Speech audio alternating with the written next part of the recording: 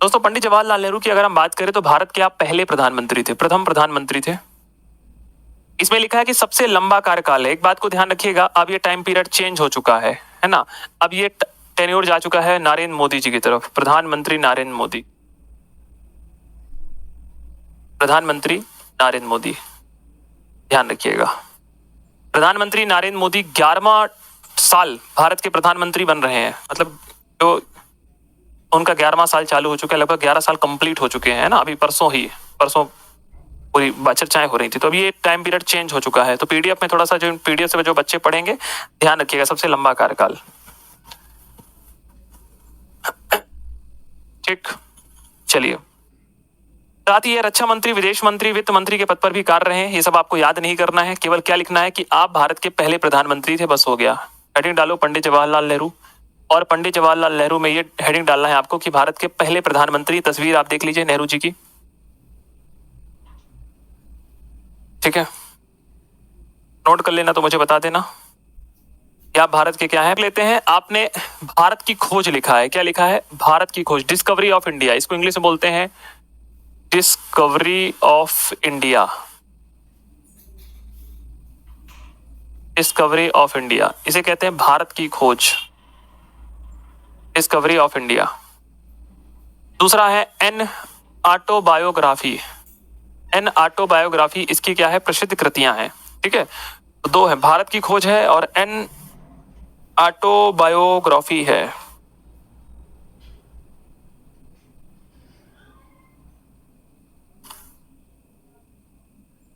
दोस्तों पंडित जवाहरलाल नेहरू को भारत में आधुनिक भारत का रचयिता कहा जाता है। आपको आधुनिक भारत का रचयिता कहा जाता है। क्या कहा जाता है? आपको आधुनिक भारत का रचयिता कहा जाता है, ध्यान रखिएगा। आपके समय दोस्तों भारत और चीन के मध्य एक समझौता हुआ जिसे हम पंचशील समझौता कहते हैं। क्या कहते हैं? पंचशील समझौता। भारत और चीन के मध्य आपके शासनकाल में एक समझौता हुआ जिसे हम पंचशील समझौता कहते हैं। इस समझौते में भारत की तरफ से पंडित जवाहरलाल नेहरू ने भाग लिया। किसने भाग लिया? जवाहरलाल नेहरू ने। किसने भाग लिया? पंडित जवाहरलाल नेहरू ने भाग लिया। और चीन की तरफ से चाउ एन लाई ने भाग लिया, है ना। चाउमीन समझते हो? चाउमीन, तो चाउ एन लाई, नाम ना याद हो कोई दिक्कत की बात नहीं, चाउमीन याद कर लेना। मैंने तो चाउमीन ही याद किया है, चाउ एन लाई, ठीक है। इन दोनों के पास समझौता हुआ। कहा गया कि हम एक दूसरे की सीमा पर हस्तक्षेप नहीं करेंगे, आंतरिक मुद्दों में नहीं बात करेंगे, एक दूसरे की सीमा का सम्मान करेंगे, है ना। एक नारा दिया गया, हिंदी चीनी भाई भाई, हिंदी चीनी भाई भाई का नारा दिया गया। इसका नारा दिया गया, हिंदी चीनी भाई भाई का नारा दिया गया। बाद में दोस्तों 1962 में चाइना ने बोल दिया कि हम इस समझौते को मानते ही नहीं है। क्या है? हम इस समझौते को मानते ही नहीं है। यह समझौता हुआ था 1954 में, नोट कर लेना। और 1962 में चाइना ने बोल दिया कि हम इस समझौते को मानते ही नहीं है, और 1962 में भारत चीन युद्ध हो गया। क्या हो गया? भारत चीन युद्ध हो गया। क्या हो गया? भारत और चीन का युद्ध हो गया। और इस युद्ध में हम बुरी तरह से पराजित हुए, भारत हार गया, है ना। हमारा इतिहास झूठा नहीं है, हमारा इतिहास बहुत सटीक इतिहास है दोस्तों, है ना। अपन पाकिस्तान जैसे वाले नहीं है। पाकिस्तान तो पता है क्या है? पाकिस्तान कहता है कि हम 1965 में जीत गए थे। 1965 में इतना कूटे थे ना पाकिस्तान को अपन, 1971 में भी मारे थे 99,000 सैनिकों के साथ। पर पाकिस्तान अपनी किताबों में क्या लिखवाता है कि हमने भारत को पराजित किया। ये सब नोट कर लेना, पीडीएफ में नहीं लिखा हुआ है ना। चलो, एक बात मैं और आप लोगों से कहना चाहता हूं थोड़ा सा, है ना। मेरी बात को थोड़ा गंभीरता से लिया करिए। जिस चीज की आपको इन्फॉर्मेशन ना रहा करे ना, तो उस पर ना पहले इन्फॉर्मेशन कर लिया करिए। एक तो मैंने पीडीएफ डाली थी पुरानी, है, उसमें कुछ बच्चों ने टीम को मैसेज किया, बोले शुभम सर ने ये जो पीडीएफ दी है ना, इसमें ये जो टॉपिक लिखा है गलत लिखा हुआ है। टीम कल मेरे को बताई, बोले सर बच्चों के कुछ लोगों के क्वेरीज आ रहे हैं, कुछ लड़के बोल रहे हैं कि सर इसमें मतलब लड़कियां बोल रही हैं कि सर जी इसमें कुछ गलत लिखा हुआ है? फिर हम भेजे मूल संविधान की फोटो खींच करके, ये लिखा है संविधान में, गलतियां हो भी सकती हैं, हम ऐसा नहीं कहते कि हम भगवान हैं कि हमसे कोई गलतियां नहीं होंगी, पर जब भी आप कोई चीज को क्लियर करते हो तो एक बार वेरिफिकेशन कर लिया करो। हम गाइड से नहीं पढ़ते कभी ना, हम गाइड से पढ़ाते हैं, हम मूल किताब पढ़ते हैं और ऑथेंटिक डाटा ही लिखवाते हैं आपको, है ना। तो इसलिए हम कहते हैं रिसर्चर नहीं बनना है। विद्यार्थी जीवन काल में रिसर्चर बनने लग जाता है और रिसर्चर होगा तो समस्याएं पैदा होंगी। इसलिए मैं बार बार कहता हूं जो पढ़ा रहा हूं इतना पढ़िए निकल जाए एग्जाम में। एग्जाम में पूछेगा पंचशील समझौता क्या है, 1954 में पंचशील समझौता हुआ, पर बिहार मेंस लिखने जा रहे हो तो हो सकता है पूछ ले कि पंचशील समझौता के क्या सिद्धांत हैं, है ना। मेंस में हो सकता है कि पूछ ले कि पंचशील समझौते के क्या सिद्धांत है। पंचशील समझौते के सिद्धांत क्या है कि भारत और चीन ने एग्रीमेंट किया। नेहरू जी ने कहा कि भाई देखो, भारत कभी भी तुम्हारे चीन के आंतरिक मुद्दों में बात नहीं करेगा। चीन ने कहा कि हम भी तुम्हारे आंतरिक मुद्दों पर बात नहीं करेंगे। भारत ने कहा कि भाई हम चीन की जो बॉर्डर लाइन है उसका सम्मान करेंगे, ना तुम इधर आओ ना हम तुम उधर जाते हैं, ना हम एक दूसरे पर आक्रमण करेंगे ना तुम हम पर आक्रमण करना। चीन ने कहा ठीक है। 1962 में आकर चीन ने बोला कि हम पंचशील समझौते को नहीं मानते और 1962 में अटैक कर दिया। 1962 में हम हार गए। लिख लेना, युद्ध कब हुआ था? 1962 में। दोस्तों जब 1962 में युद्ध हुआ ना, तो उस समय भारत के पता राष्ट्रपति कौन थे? मैं आपको बता देता हूं उस समय भारत के राष्ट्रपति कौन थे, भूल गए होंगे आप लोग। डॉक्टर सर्वपल्ली राधाकृष्णन। डॉक्टर सर्वपल्ली राधाकृष्णन ने भरी संविधान सभा में कह दिया, संसद में कह दिया कि नेहरू जी इस्तीफा दीजिए आप। सोचिए उस समय क्या राष्ट्रपति का लेवल रहा करता रहा होगा।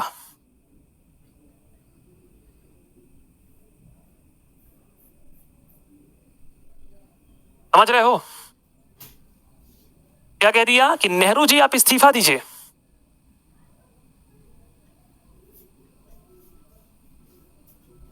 नेहरू जी को इस्तीफा देना पड़ गया।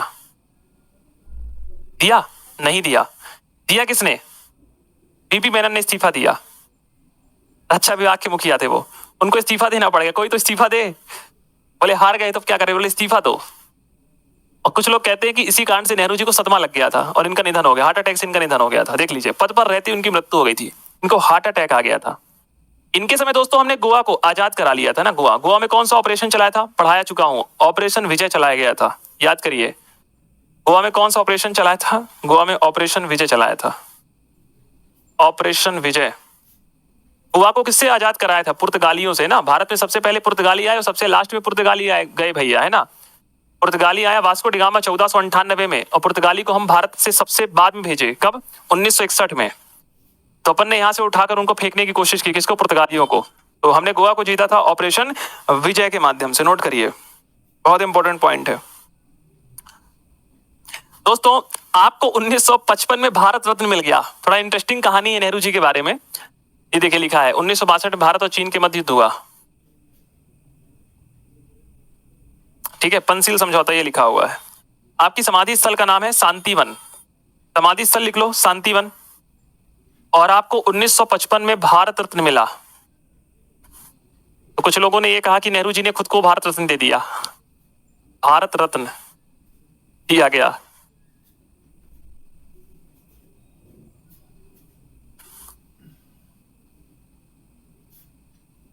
दोस्तों आप लोगों ने ज्योग्राफी पढ़ ली? आप लोग ज्योग्राफी पढ़ चुके हो? एक प्रश्न पूछ रहा हूं, ज्योग्राफी पढ़ चुके हो कि नहीं? पढ़ रहे हो कि नहीं? और ज्योग्राफी में नदियां बांध पढ़ लिया है? हाँ या ना में आंसर देना। ज्योग्राफी में नदियां बांध पढ़ लिया है? पढ़ लिया है, बांध नदियां।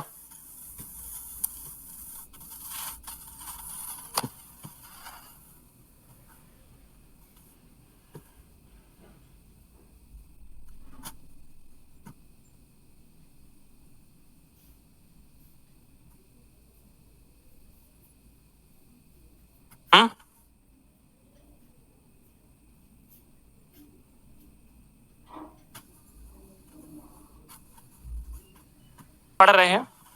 ठीक है, एक बात जान लो, थोड़ा सा बता देता हूं। बांध नहीं हुआ है। जब पंडित जवाहरलाल नेहरू भाखड़ा नागल बांध परियोजना का, भाखड़ा नागल परियोजना नाम सुना है? भाखड़ा नागला परियोजना। तो भाखड़ा नागल परियोजना की अगर हम बात कर लेते हैं, तो भाखड़ा नागल परियोजना की अगर हम बात करें, तो भाखड़ा नागल परियोजना का जब आप उद्घाटन करने गए, किसका गए?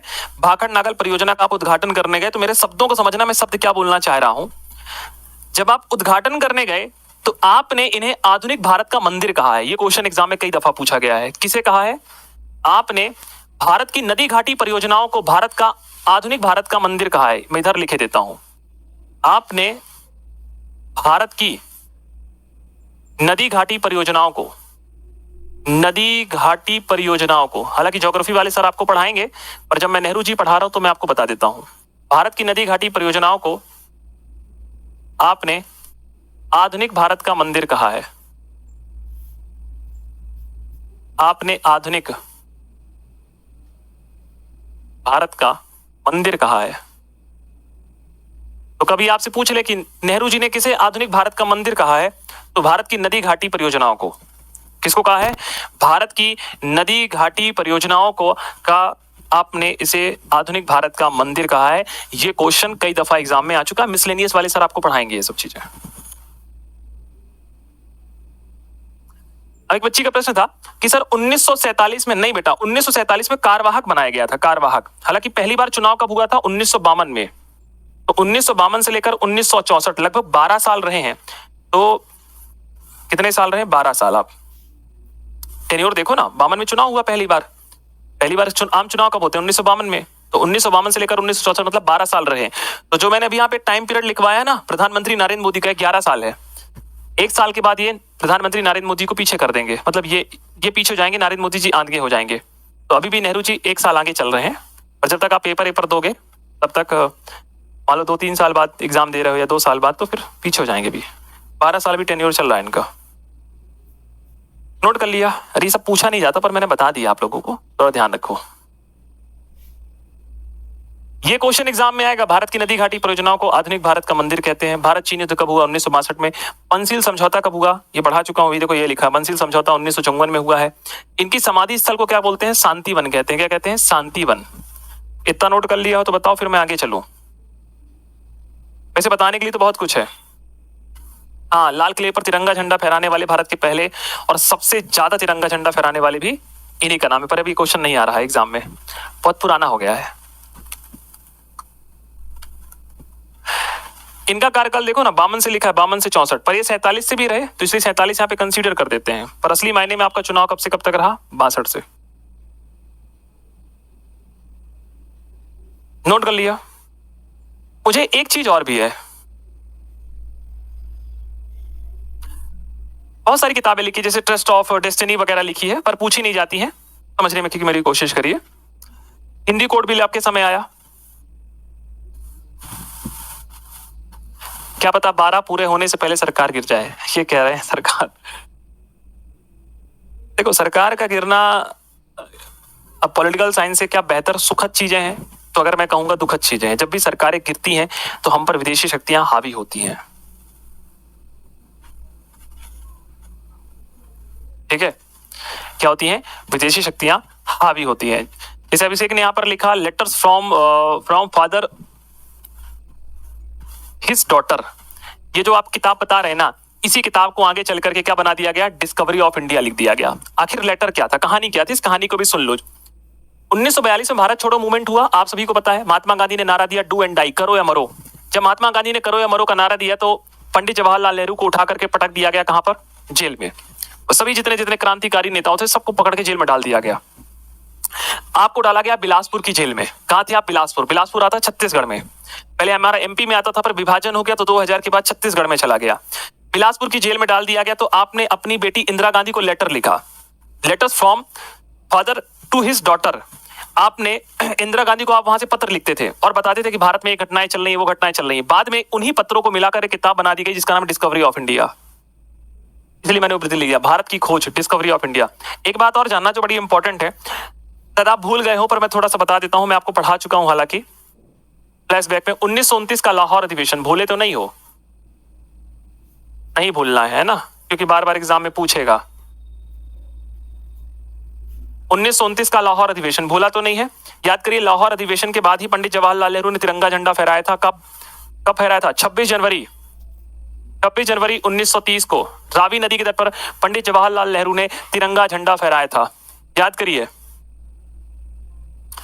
क्लियर है सभी को? धन्यवाद साक्षी। क्लियर? रावी नदी। चलो थोड़ा सा और मैं याद करा देता हूं। 1931 का कराची अधिवेशन तो भूले नहीं हो सर। 1931 का कराची अधिवेशन क्यों याद करवा रहे हो आप? मैं इसलिए कराची अधिवेशन याद करा रहा हूं, जब मैंने आपको भाग 3 पढ़ाया था तो मैंने पढ़ाया था कि 1931 में कराची अधिवेशन हुआ था, जिसकी अध्यक्षता सरदार वल्लभ भाई पटेल ने किया था, परंतु कराची अधिवेशन में मूल प्रस्ताव रखा गए थे जहां पे मौलिक अधिकार की बात की गई थी। उस मौलिक अधिकार का ड्राफ्ट बनाने वाले पंडित नेहरू थे। भूले तो नहीं हो? 1931 कराची अधिवेशन दोनों याद रखना है। लाहौर अधिवेशन भी याद रखना है, कराची अधिवेशन भी याद रखना है। भूले तो नहीं हो? थोड़ा सा और फ्लैशबैक में चलो, याद करिए। 13 दिसंबर 1946, ये डेट भी मत भूलिएगा। 13 दिसंबर 1946। कुछ याद आ रहा है? जी सर याद आ रहा है। क्या याद आ रहा है सर? उद्देश्य प्रस्ताव याद आ रहा है। किसने रखा था? पंडित जवाहरलाल नेहरू ने। बहुत सारे कार्य किए हैं दोस्तों पंडित जवाहरलाल नेहरू ने, इसलिए भूलना नहीं है। याद आ रहा है? तीनों डेटें बड़ी इंपॉर्टेंट है। प्रीवियस पेपर उठाकर देखो, बिहार CGL 4, ये सब पूछे मिलेंगे आपको क्वेश्चन। क्लियर है सभी चीजें? कितने लोगों को क्लियर है? भूल गए तो कोई दिक्कत की बात नहीं, तुम्हारी जगह कोई और सेलेक्ट होगा, है ना। होशियारी मत दिखाया करो कि भूल गए हैं। अच्छा बता रहे हो गए कि सर जी हम भूल गए हैं, तो कोई और सेलेक्ट हो जाएगा जिसको याद होगा।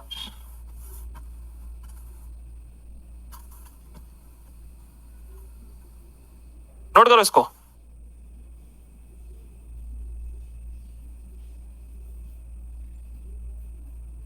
हो गया? चलिए, बाकी आपको हिस्ट्री वाले सर ने 3 चीजें और भी पढ़ाई होंगी इनके बारे में, थोड़ा सा मैं और क्लियर कर देता हूं। सर कौन कौन सी 3 चीजें? ध्यान रखिएगा। भारतीय राष्ट्रीय कांग्रेस के 3 बार आप अधिवेशन की अध्यक्षता किया आपने। 1929 का लाहौर अधिवेशन, इसकी अध्यक्षता आपने की है। 1936 में लखनऊ अधिवेशन, 1936 के लखनऊ अधिवेशन की अध्यक्षता भी आपने की है, और 1937 के फैजपुर अधिवेशन की अध्यक्षता भी आपने की है। 3 चीजें है ना, जगह नहीं बची है यार यहां पर लिखने के लिए। कहां लिख दूं? यहां लिख दूं क्या? 3 अधिवेशन की आपने अध्यक्षता की है। कौन कौन से? 1929 लाहौर अधिवेशन,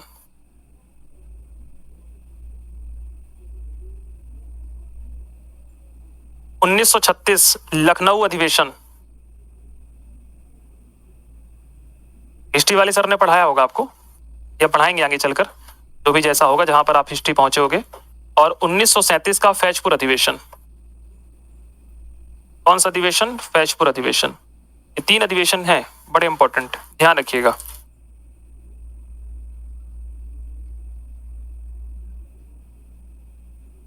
नोट कर लीजिए दोस्तों, बहुत इंपॉर्टेंट है ये 3 चीजें। 1929 लाहौर, 1936 लखनऊ, 1937 फैजपुर, जिसमें से आप कांग्रेस के रहे हैं। अरे कराची अधिवेशन की अध्यक्षता बेटा दिव्या इन्होंने नहीं की थी, सरदार वल्लभ भाई पटेल ने की थी ना। इन्होंने ड्राफ्ट रखा था मूल अधिकार का, जिसमें मौलिक अधिकारों की बात की गई थी। ड्राफ्ट रखने वाले आप थे। कराची अधिवेशन में इनका नाम मत लगा देना है। हाँ,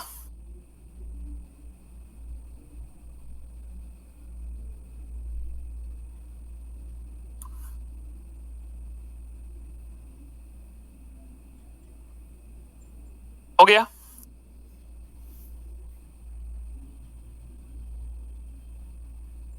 हाँ लगा सकते हैं अभिषेक, कोई इशू नहीं है ना। चलिए, इसको नोट कर लिया है। ये अदर इन्फॉर्मेशन मैंने लिखवा दी हिस्ट्री से रिलेटेड भी, जिससे कि आप जब नेहरू जी एक बार पढ़ रहे हैं तो एक बार ही पूरी चीजें को कंप्लीट करी थी, कर लें।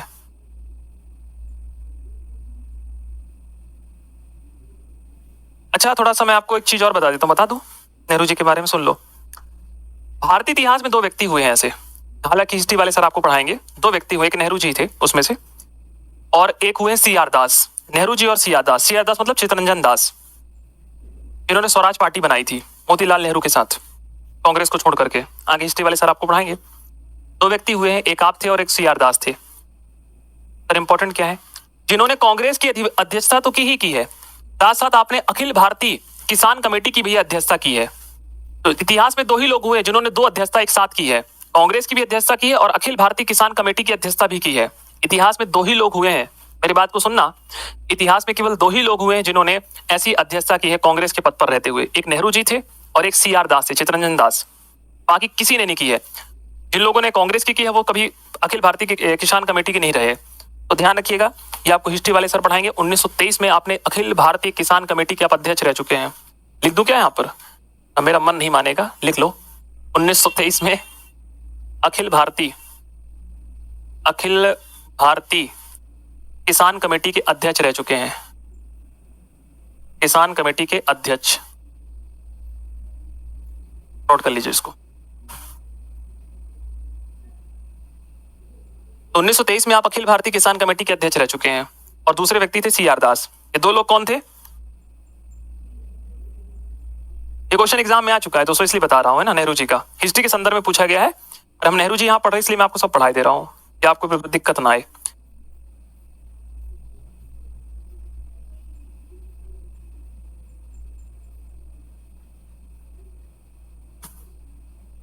बाद में इसकी शाखाएं चेंज हो गई अमर, है ना। बहुत सारी शाखाएं टूटी अखिल भारतीय किसान कमेटी के अध्यक्ष की। ऑल इंडियन ट्रेड यूनियन जो बना, बाद में कई भागों में टूट गया। अब वो हिस्ट्री वाला मैटर है, उतना मैं डिटेल में नहीं जाऊंगा। खैर, नेहरू जी मैंने बहुत पढ़ा दिया, इतना पढ़ा दिया कि एग्जाम में नहीं आएगा। ये क्वेश्चन बहुत इंपॉर्टेंट, ध्यान रखना, मैं बार बार कह रहा हूं, है ना। भाखड़ नागला परियोजना, कराची अधिवेशन, लाहौर उद्देश्य प्रस्ताव। खैर आइए, गुलजारी लाल नंदा। दोस्तों क्या हुआ, अचानक से तो आपका निधन हो गया। किसका? आपका। तो जब निधन हो गया तो उसके बाद बने भारत के दूसरे प्रधानमंत्री गुलजारी लाल नंदा। कौन बने? गुलजारी लाल नंदा बने। तो गुलजारी लाल नंदा 2 बार बने कार्यवाहक। सर कब कब? पहली बार जब पंडित जवाहरलाल नेहरू का निधन हुआ तब बने, और दूसरी बार जब लाल बहादुर शास्त्री का निधन हुआ तब बने। नोट कर लीजिए। तो ये कार्यवाहक हैं, ये वास्तविक प्रधानमंत्री नहीं है दोस्तों, ये वास्तविक प्रधानमंत्री नहीं है, ये कार्यवाहक हैं। कैसे हैं? कार्यवाहक। नोट करो इनके बारे में।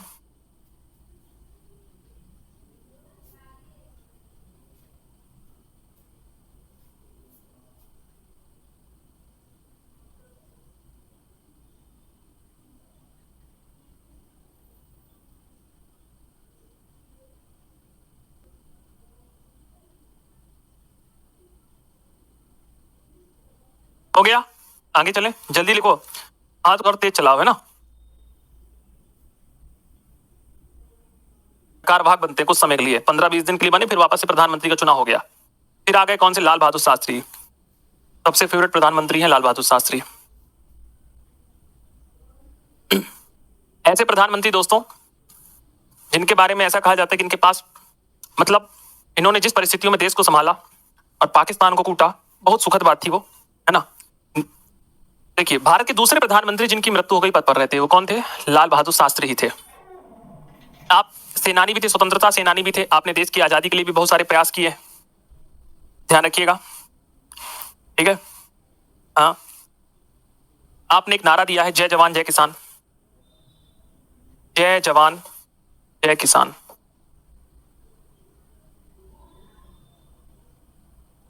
का नारा दिया और 1965 में पाकिस्तान को बुरी तरह पराजित किया, पाकिस्तान को युद्ध में पराजित किया।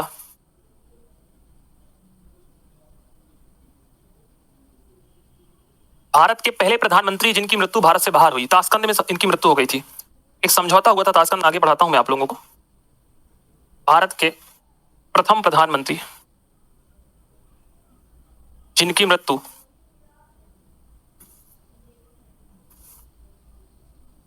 भारत के बाहर हुई,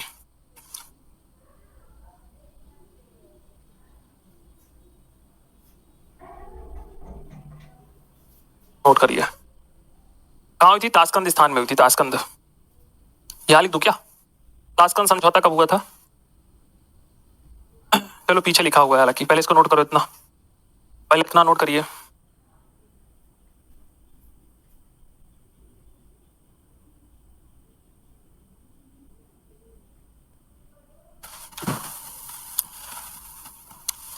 इंडियन पाकिस्तान, भारत और पाकिस्तान का युद्ध चल रहा था दोस्तों। तो पता है आपने क्या कहा? आपने कहा कि हमें केवल 2 लोगों की पूजा करनी चाहिए। पहला जवान जो सरहद में लगा हुआ है, बॉर्डर में लगा हुआ है, केवल उसकी पूजा करनी चाहिए। और दूसरा किसान जो खेतों में अनाज को बो रहा है, केवल। इसलिए आपने नारा दिया जय जवान जय किसान। किसका नारा दिया? जय जवान जय किसान का नारा दिया। फिर अटल बिहारी वाजपेयी आते तो एक नारा देते हैं, जय जवान जय किसान जय विज्ञान। तो अटल जी आकर क्या जोड़ देंगे, अटल जी जब आगे आएंगे तो अटल जी इस नारे पर जोड़ देंगे जय जवान जय किसान जय विज्ञान। तो नारा चेंज हो जाएगा थोड़ा सा, है ना। हाँ, पहले नोट कर लो।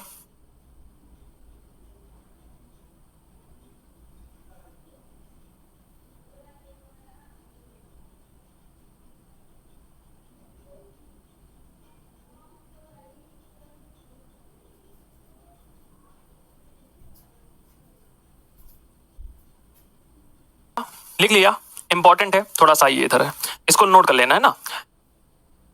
इन्होंने एक नारा दिया जब भारत और पाकिस्तान का युद्ध चल रहा था कि मरो नहीं मारो। सेना को आदेश दिया कि मरना नहीं है, कूट के मारना है। नारा था मरो नहीं मारो। ये लिखना है जिसमें अंडरलाइन किया हूं, इसको लिखो जल्दी से कॉपी में। ऊपर ऊपर कुछ नहीं लिखना, ये सब कुछ नहीं लिखना है ना। हाँ, ई वाला लिखो, मरो नहीं मारो, नारा दिया है मरो नहीं मारो। सर क्या खा रहे हैं? अरे सुबह से चाय नहीं पिए हैं अभी, है खाने की बात छोड़ रहे हो। लगातार बैक टू बैक क्लासेस चल रही हैं, नोट करो इसको। मरो नहीं मारो, इसका नारा दिए है, मरो नहीं मारो का नारा दिया है। चाय आ गई है, फिलहाल पी ही लेते हैं ना। इसका नारा दिए हैं, मरो नहीं मारो का नारा दिया है। ये देखो, भारत पाकिस्तान युद्ध हुआ 1965 में, तो फिर आपने नारा दिया जय जवान जय किसान का नारा दिया। ये सब नोट कर लिया है तुम लोगों ने, तो बार बार नोट नहीं करना है। खैर, आपको की मृत्यु के बाद फिर दोस्तों आपको क्या दिया गया? भारत रत्न दिया गया। क्या दिया गया? भारत रत्न दिया गया। ठीक है, क्या दिया गया? भारत रत्न दिया गया। और इनकी मृत्यु देश के बाहर ताशकंद में हुई थी। ताशकंद कहां है? उज्बेकिस्तान में।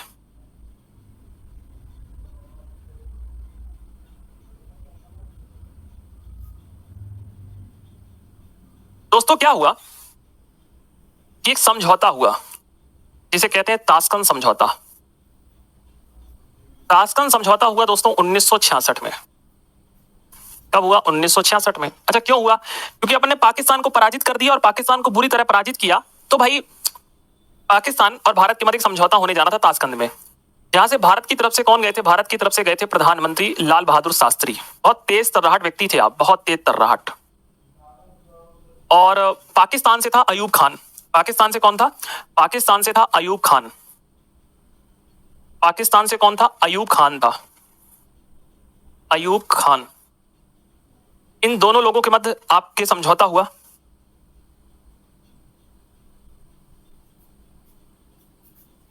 ठीक है, तो अयूब खान को बुलाया गया 1966 में। पाकिस्तान का राष्ट्रपति था, है ना। और भारत से प्रधानमंत्री लाल बहादुर शास्त्री आप गए।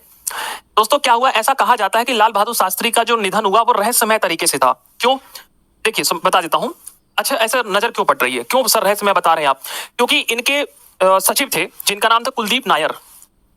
इनके सचिव थे कुलदीप नायर, और कुलदीप नायर ने किताब लिखी है बियॉन्ड द लाइन। किताब का नाम है beyond the line, beyond the line. अच्छा, कुलदीप नायर जो थे वो सचिव थे, प्रेस सचिव थे, मतलब पत्रकारिता, तो प्रेस सचिव थे। इन्होंने किताब लिखी beyond the line. Kuldeep Nair कहते हैं कि लाल बहादुर शास्त्री भारत के प्रधानमंत्री हैं। जिस कमरे में ये सो रहे थे उस कमरे में टेलीफोन नहीं था। ऐसे कैसे हो सकता है कि कोई प्रधानमंत्री इतना बड़ा समझौता करने आया हो, उस कमरे में कोई टेलीफोन नहीं है, कोई प्रॉपर सिक्योरिटी नहीं थी? मतलब ये मृत्यु नहीं है बल्कि इन्हें मारा गया है। जब इनकी बॉडी भारत आई, प्लेन से उतारा गया, तो कहा जाता है इनकी बॉडी पूरी नीली पड़ चुकी थी।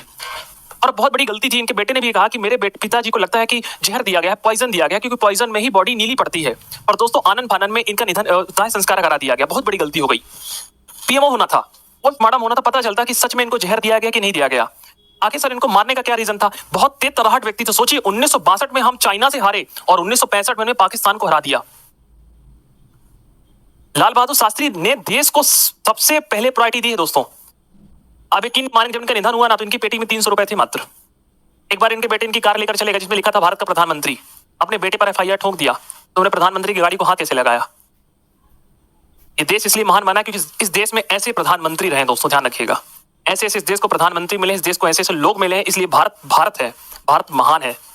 भारत की महानता इसलिए निकलती है कि इस देश में ऐसे प्रधानमंत्री रहे जिन्होंने अपने प्राणों का बलिदान भी इस देश के लिए दे दिया।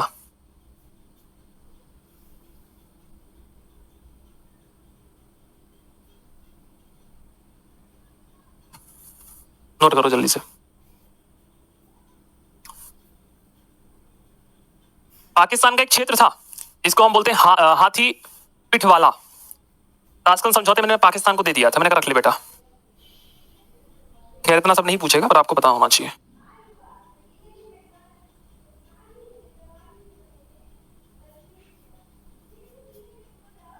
हाथी पीठ टिटवाला बोलते हैं उसको, क्षेत्र का नाम है हाथी पीठ टिटवाला। ये कुलदीप नायर की किताब का नाम लिख लेना, बियॉन्ड द लाइन है ना, बड़ी इंपॉर्टेंट है।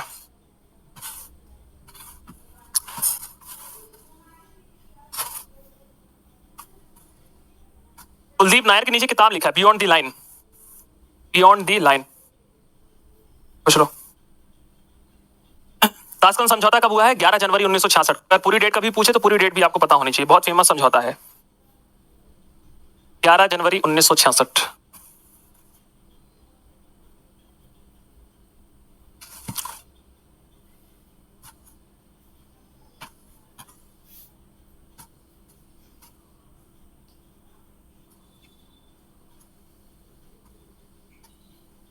हो गया।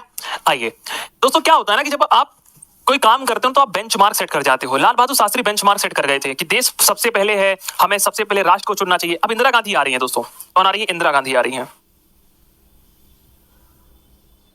आइए थोड़ा समझाता हूं इंदिरा गांधी क्या है, किस तरीके से है, किस तरीके से राजपाट का संभाल रही है।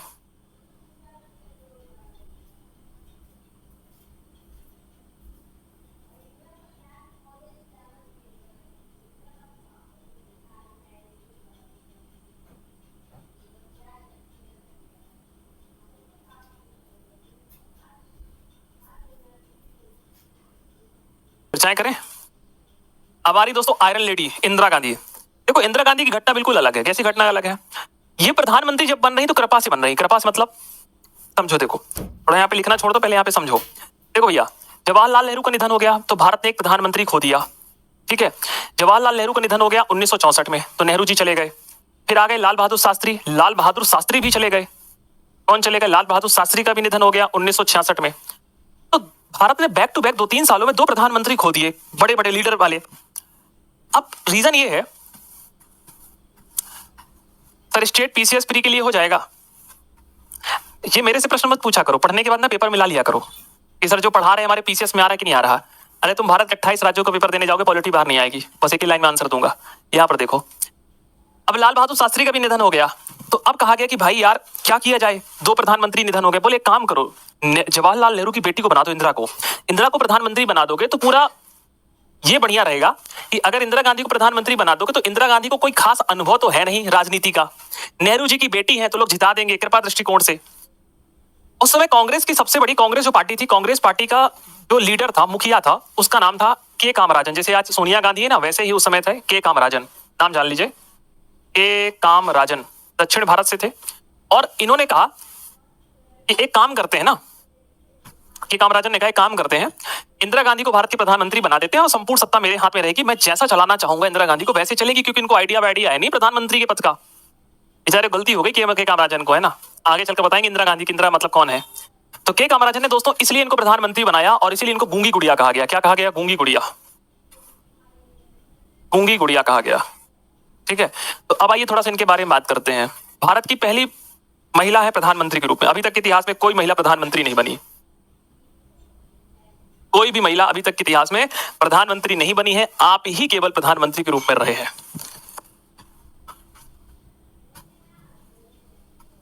ठीक है, ध्यान रखिएगा। तो भारत की प्रथम और अब तक की पहली महिला प्रधानमंत्री रही है इंदिरा गांधी, श्रीमती इंदिरा गांधी।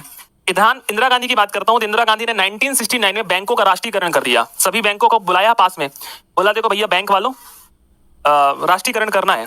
तो पहली बार 14 बैंकों को बैठा के राष्ट्रीयकरण कर दिया। इकोनॉमिक्स वाले सर ने आपको पढ़ाया होगा, इकोनॉमिक्स वाले सर ने पढ़ाया होगा कि श्रीमती इंदिरा गांधी ने 1969 में 14 बैंकों का राष्ट्रीयकरण कर दिया। क्या कर दिया? 14 बैंकों का राष्ट्रीयकरण कर दिया।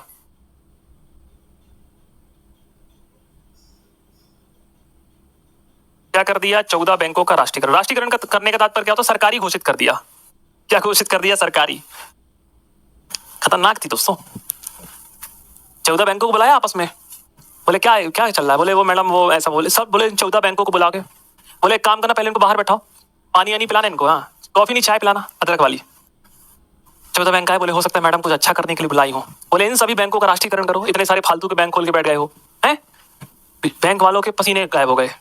खतरनाक लेडीज थी। सबको सरकारी घोषित कर दिया, सब राष्ट्रीयकरण करो इन लोगों का।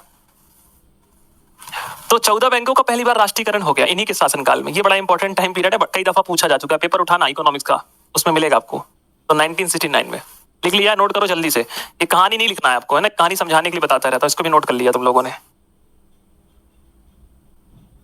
देखो पॉलिटी में ये सब चीजें इसलिए पढ़ाता हूँ, थोड़ा सा इंटरेस्ट पैदा हो यार। रटने वाली चीजें तो रटने वाली है ही है, इससे थोड़ा सा आप चीजों को समझ पाते हैं कि अच्छा सर ने वीवी कामराजन का नाम बताया था, वीवी गिरी का नाम बताया था, हिदायतुल्लाह का नाम बताया था, कैसे इस्तीफा हुआ। उस दिन प्रधान राष्ट्रपति पढ़ाते समय भी घटनाएं बताया था मैंने, इसलिए घटना यहाँ बता रहा हूँ। चलिए दोस्तों, इसी के समय क्या हुआ, एक महत्वपूर्ण घटना हो गई इन्हीं के समय 1971 में, कि आपने पाकिस्तान को आजाद करा दिया। अच्छा, पाकिस्तान दो था, जब हमसे पाकिस्तान अलग हुआ तो एक था पश्चिमी पाकिस्तान, एक था पश्चिमी पाकिस्तान और एक था पूर्वी पाकिस्तान। एक क्या था? एक था पूर्वी पाकिस्तान, ठीक है, और बीच में था भारत।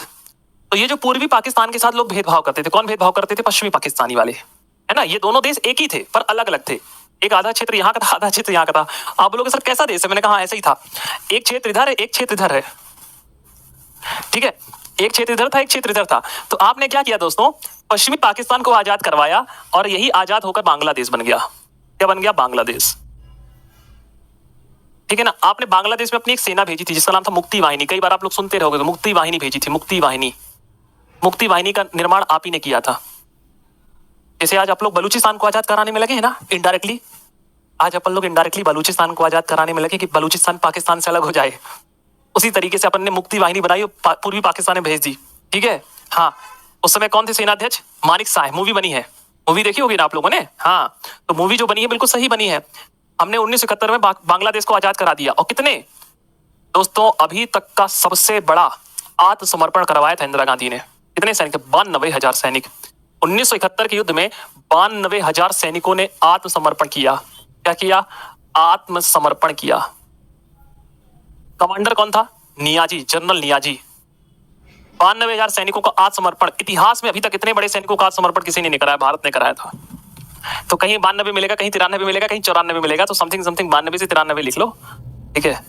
अभी कोई 94 बोलने वाला होगा तो मैं 94 भी लिखे देता हूं, ठीक है। तो 92, 93, 94 जो हो, इतने बड़े सैनिकों का आत्मसमर्पण आपने कराया हुआ है, नोट कर लीजिए। पर ये कोई एग्जाम में नहीं पूछेगा, ध्यान रखिएगा ना। अच्छा, पाकिस्तान जो बांग्लादेश था ना, वहां के जो मुखिया थे, लीडर थे, जैसे हमारे यहाँ महात्मा गांधी को कहते हैं, उसी तरीके से बांग्लादेश में कौन थे? शेख मुजफ्फर उर रहमान, है ना।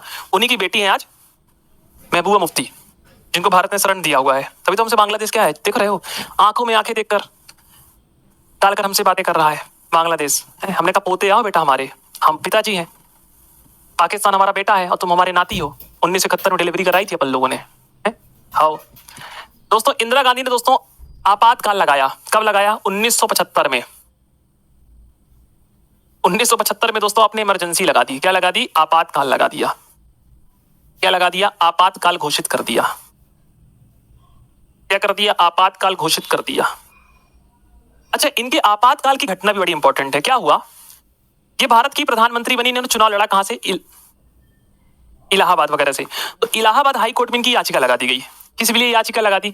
इसलिए याचिका लगा दी कि इंदिरा गांधी का चुनाव असंवैधानिक है, फर्जी तरीके से चुनाव जीती हैं। कुछ लोगों ने याचिका लगा दी।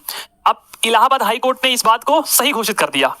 इंदिरा गांधी ने 1975 में आपातकाल लगा दिया, इमरजेंसी। 1975 में आपने आंतरिक अशांति के आधार पर आपातकाल लगाया है, लिख लेना शब्द, आंतरिक अशांति। अभी मैंने आपको इमरजेंसी नहीं पढ़ाया, हालांकि लास्ट में पढ़ाऊंगा आपातकाल किसे कहते हैं, नोट कर लीजिए। कर लिया? हो गया? आइए, इन्हीं के समय दोस्तों आपने परमाणु परीक्षण किया 1974 में। प्रथम परमाणु परीक्षण किया, कोड वर्ड था स्माइलिंग बुद्धा। स्माइलिंग बुद्धा परमाणु परीक्षण, भारत का पहला परमाणु परीक्षण था, जिसका नाम था, कोड वर्ड था स्माइलिंग बुद्धा। अमेरिका में थी आप उस समय। कोड वर्ड था बुद्ध मुस्कुराए। बुद्ध पूर्णिमा के दिन हुआ था ना, इसलिए बुद्ध पूर्णिमा के दिन हमने परमाणु परीक्षण किया, हमने कोड वर्ड रखा बुद्ध मुस्कुराए, तो नाम पड़ गया स्माइलिंग बुद्धा। नोट कर लीजिए।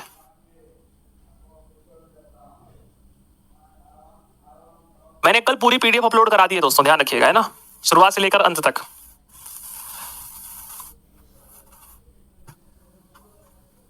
फिर आपने दोस्तों दूसरे कार्यकाल में नारा दे दिया, गरीबी हटाओ। क्या नारा दिया? गरीबी हटाओ का नारा दिया। किसका नारा दिया? गरीबी हटाओ का नारा दिया।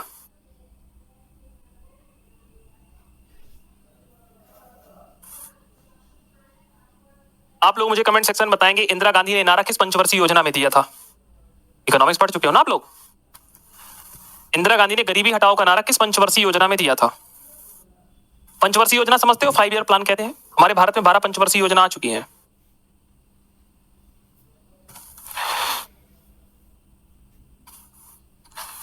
पर अगर आप नोट कर रहे हैं तो बहुत अच्छी बात है। सेकंड में गलत है, सेकंड में तो है ही नहीं है। सेकंड वाली तो पीवी महालनोबिस ने घोषित किया था, सेकंड वाली गलत दे रहे हैं आंसर। गरीबी हटाओ का नारा। वेरी गुड, वेरी गुड, बहुत बढ़िया। ठीक है, चलिए 5वीं पंचवर्षीय योजना।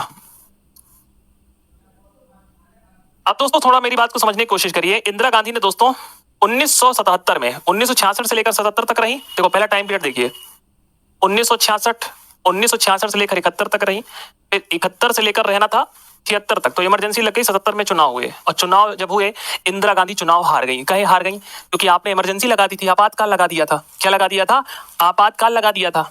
जब आपातकाल लगा दिया था तो आपातकाल के कारण अटल जी ने एक बहुत अच्छी कविता कही थी वहां पर, है ना।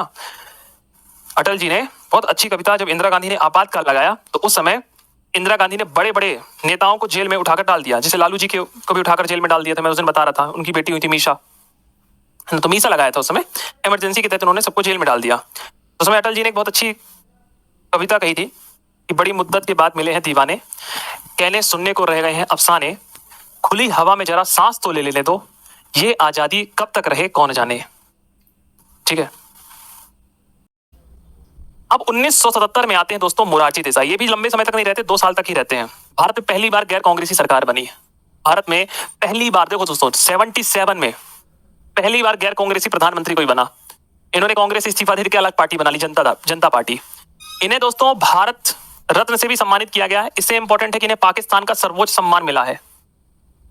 पाकिस्तान का सर्वोच्च सम्मान प्राप्त करने वाले आप व्यक्ति हैं, सर्वोच्च सम्मान पाने वाले भारत के पहले व्यक्ति हैं। जिसे हमारे यहाँ भारत रत्न होता है ना, उसको बोलते हैं निशाने पाकिस्तानी, निशाने पाकिस्तानी। तो भारत के एकमात्र ऐसे प्रधानमंत्री हैं जिनको पाकिस्तान का सर्वोच्च सम्मान मिला है, निशाने पाकिस्तानी।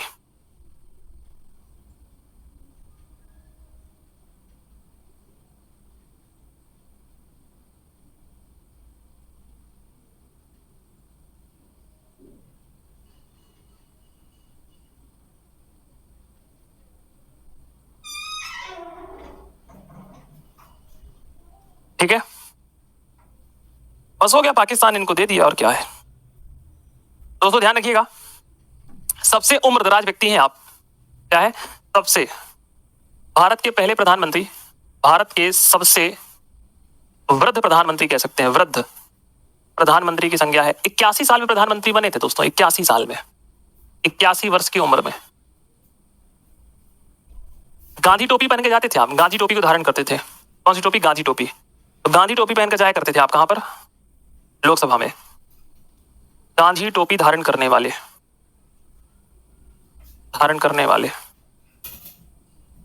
प्रथम प्रधानमंत्री। गांधी जी का बहुत प्रभाव था आपके जीवन में, बहुत। नोट करिए, ठीक है।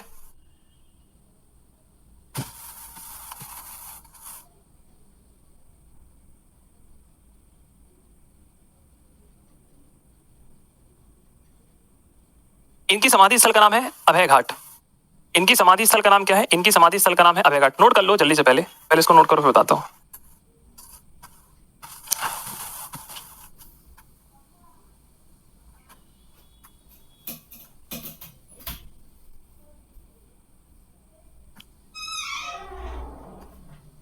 सर मॉक में क्वेश्चन था कि इंदिरा गांधी के समय कौन सी पंचवर्षीय योजना थी? 5वीं लगाओगे ना? अभी डिपेंड करता है कि ऑप्शन क्या है, क्योंकि आप लंबे समय का कार्यकाल के लिए रही हैं। आप 3 बार प्रधानमंत्री बनी थी, 66 से लेकर के 71 तक, 71 से लेकर 70 तक, फिर वापस में आप कम बैक कर रही हैं 80 में। ठीक है, चलिए नोट कर लिया। हाँ, इनकी समाधि स्थल का नाम है अभय घाट। अभी इंदिरा गांधी कंप्लीट नहीं हुआ, वापस अभी इंदिरा गांधी आ रही है ना, बस देखो आने वाली है। समाधि स्थल का नाम है अभय घाट। अभय घाट कहां पर है? गुजरात में, गुजरात, अहमदाबाद।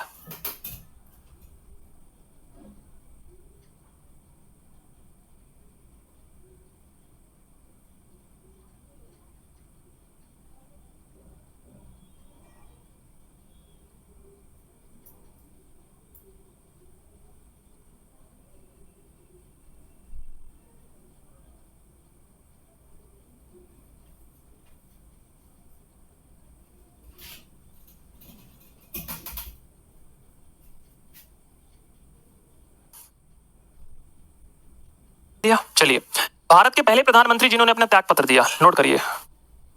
भारत के प्रथम प्रधानमंत्री जिन्होंने अपने पद से इस्तीफा दे दिया। अरे सरकार गिरने वाली थी ना इनकी, जिन्होंने अपने पद से इस्तीफा दे दिया।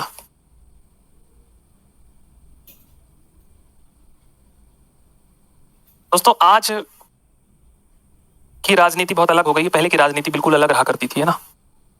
पहले एक से एक बड़े नेता हुआ करते थे, मतलब चाहे पक्ष में हो चाहे विपक्ष में, बोलते थे तो लगता था कि कोई बोल रहा है, सुनने वाला व्यक्ति चाहिए।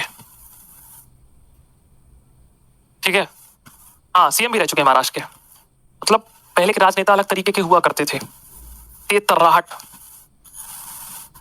ये लिखा है सबसे वृद्ध प्रधानमंत्री है, ये लिखा हुआ है, हालांकि मैं लिखवा दिया 81 साल में ना, निशाने पाकिस्तानी भी लिखवा दिया हूँ, तो जो नई नई चीजें उसको लिख लीजिए।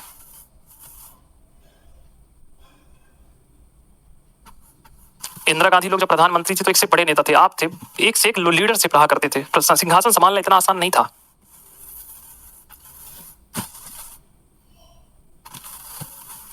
नोट कर लिया इसको, फिर आइए। अब दोस्तों क्या होता है, इनकी सरकार गिर जाती है, वापस से आते हैं चौधरी चरण सिंह। चौधरी चरण सिंह से एक है प्रश्न बनेगा कि ऐसे कौन से प्रधानमंत्री जिन्होंने लोकसभा में अपने चरण नहीं रखे, जिनके नाम पे चरण है वो कभी चरण नहीं रखेंगे। तो बस यही क्वेश्चन बनेगा, भारत के पहले प्रधानमंत्री या भारत के एकमात्र प्रधानमंत्री जो कभी लोकसभा नहीं गए, कहे जाते अरे सरकारें गिर गई पहले, जो कभी लोकसभा नहीं गए, जो कभी लोकसभा नहीं गए, जाने के लिए पैर चाहिए, और पैर जिनके नाम पे है ही नहीं, देखो चरण, चरण से याद कर लेना, यही है दोस्तों। इनके नाम पर हम 23 तारीख को ना किसान दिवस मनाते हैं। दूसरा क्वेश्चन वेरी इंपॉर्टेंट है, बाकी और कुछ याद नहीं करना है, ये सब याद मत करना है ना याद करना ना लिखना। हाँ, इन्हें दोस्तों पृथ्वी माता का पुत्र कहा जाता है, इन्होंने अपने आप को पृथ्वी माता का पुत्र घोषित कर लिया। ये किसानों की बहुत बात करते थे, पृथ्वी माता का पुत्र, पृथ्वी माता का पुत्र, अपने आप को कहते थे कि मैं पृथ्वी माता का पुत्र हूं। किसानों की बात करूंगा दोस्तों। आपने भारतीय क्रांति दल का गठन किया था, एक छोटी सी पार्टी बना ली थी, भारतीय क्रांति दल का गठन, भारतीय क्रांति दल का गठन। आपने भारतीय क्रांति दल का गठन किया था 1979 में से लेकर 1980 तक, नोट कर लो। इसी बीच आपने भारतीय क्रांति दल का गठन किया था। आपकी समाधि स्थल को बोलते हैं किसान घाट, समाधि स्थल का नाम है किसान घाट। किसान घाट, किसान घाट कहां पर है? दिल्ली में है,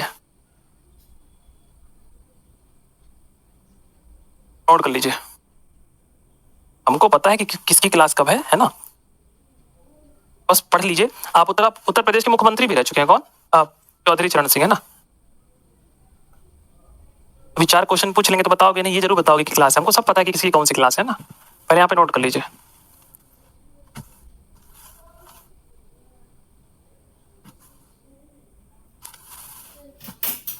नोट कर लिया, हो गया।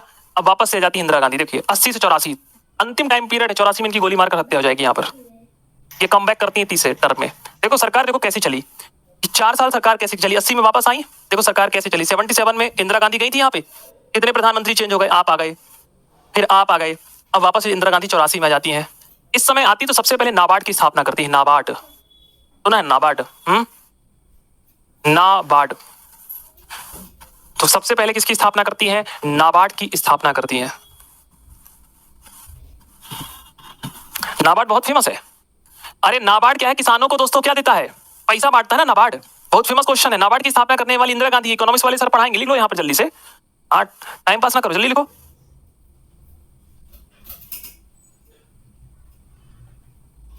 किसकी स्थापना करती हैं आप? नाबार्ड की स्थापना करती हैं। किसकी? नाबार्ड की। पढ़े हो ना इकोनॉमिक्स में? हाँ, अब मेरे को दिमाग में याद नहीं आ रहा कि एक कमेटी बनाई गई थी नाबार्ड के लिए, दिमाग से स्लिप हो रही है चीजें। तो कमेटी बनाई गई थी, शिवराजन समिति थी क्या? डॉक्टर शिवराजन समिति बनाई गई थी, याद आ रहा है, डॉक्टर शिवराजन, कंफर्म नहीं हूं पर अंतरात्मा कह रही डॉक्टर शिवराजन समिति थी। वेरी गुड, यही थी ना, ये अंतरात्मा कहीं बोल रही थी, नोट करो नोट करो। डॉक्टर शिवराजन कमेटी बनाई गई थी, डॉक्टर शिवराजन समिति। डॉक्टर शिवराजन समिति की सिफारिश के आधार पर, सिफारिश के आधार पर भारत में नाबार्ड बना था। ये कमेटी बहुत फेमस है दोस्तों, ध्यान रखिएगा, कमेटी बहुत फेमस है, डॉक्टर शिवराजन समिति। ठीक है, हाँ 12 जुलाई 1982, बिल्कुल, वेरी गुड। डेट भी लिखना चाहो तो लिख लीजिए। इकोनॉमिक्स में आप लोग पढ़ चुके हो ना, नाबार्ड सब याद कर लेना बेटा है। हाँ, ये सब चीजों को 12 जुलाई 1982।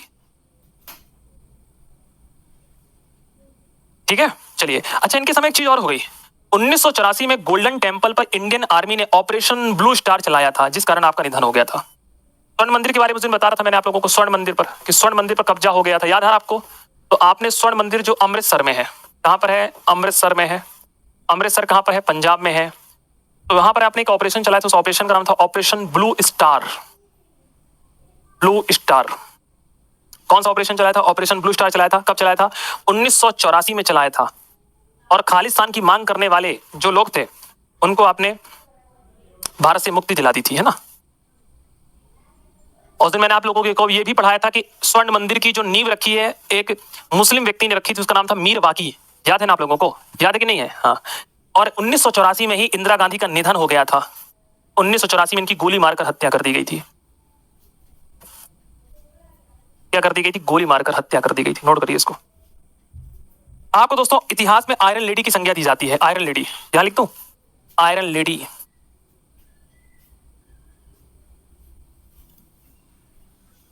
आयरन लेडी कहा जाता है। क्या कहा जाता है? आयरन लेडी कहा जाता है इतिहास में। नोट कर लीजिए, आपको आयरन लेडी कहा जाता है हमारे। दोस्तों आपने माई ट्रुथ लिखा है, माई ट्रुथ, ऑटोबायोग्राफी लिखी है, माई ट्रुथ, जगह नहीं बच रही कहीं, यहां लिख दूं? अब हम पढ़ेंगे ना कल, तुम्हारी दूसरी क्लास का समय हो रहा। माई ट्रुथ ऑटोबायोग्राफी है। दोस्तों राजीव गांधी आए, देखो इंदिरा गांधी का दोस्तों निधन हो गया। क्या हो गया? इंदिरा गांधी का निधन हो गया 1984 में। उनके बॉडीगार्ड ने उनकी गोली मारकर हत्या कर दी। जैसे ही दोस्तों 1984 में उनकी गोली मारकर हत्या कर दी, तो भारत में दोस्तों दंगे फैल गए। क्यों दंगे फैल गए? लोगों ने दोस्तों सिख धर्म के लोगों को पकड़ पकड़ के मारना चालू कर दिया, क्योंकि पूरे देश में एक आक्रोश आ गया कि भाई इन्होंने प्रधानमंत्री की हत्या कर दी है। तो उस समय 1984 में भारत में सिख दंगे हुए। क्या हुए? सिख दंगे हुए। 1984 की घटना है। 1984 में इंदिरा गांधी का निधन होता है। निधन के बाद दोस्तों पूरा भारत दोस्तों, पूरा भारत डूब गया शोक में। और उसके बाद इनके बेटे राजीव गांधी, दो बेटे थे, एक संजय गांधी एक राजीव गांधी, राजीव गांधी को भारत का प्रधानमंत्री बनाया गया। दोस्तों ध्यान रखिए, शब्दों को देखिएगा। भारतीय राष्ट्रीय कांग्रेस ने दोस्तों 411 सीटें जोड़ी। मतलब 384 सीटें तो मात्र कांग्रेस की थी। ये अलायंस गठबंधन है। 411 सीटें। हम नारा देते ना इस बार 300 पार, 400 पार का इस बार नारा दिया था ना हम लोगों ने। सॉरी, इस बार हाँ 400 पार का नारा था। इस बार 400 पार। उस बार 384 सीटें तो मात्र कांग्रेस की आई थी और 411 अलायंस सीटें थी, गठबंधन। जैसे आपकी सभी को पता है कि जैसे भाजपा का गठबंधन है एनडीए, वैसे ही कांग्रेस का गठबंधन है यूपीए। क्या है?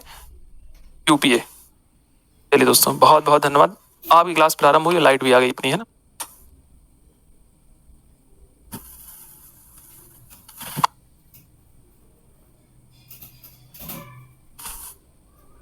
तो 411 दोस्तों सीटें यहां पर देखने को मिली।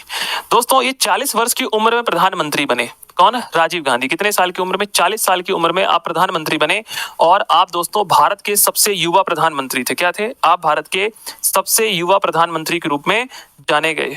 क्या जाने गए? आप भारत के सबसे युवा प्रधानमंत्री के रूप में जाने गए। ध्यान रखिएगा, क्या जाने गए? आप भारत के सबसे युवा प्रधानमंत्री। तो जस्ट थोड़ा सा हमें यहाँ पर याद कर लेना है कि सर सबसे बुजुर्ग कौन थे। तो कल मैंने बताया था मोरारजी देसाई। याद करिए, मोरारजी देसाई भारत के सबसे वयोवृद्ध प्रधानमंत्री थे। वयोवृद्ध प्रधानमंत्री थे। कितने साल की उम्र में? 81 वर्ष की उम्र में बने थे। 81 ईयर। याद आ रहा है? 81 साल की उम्र में बने थे।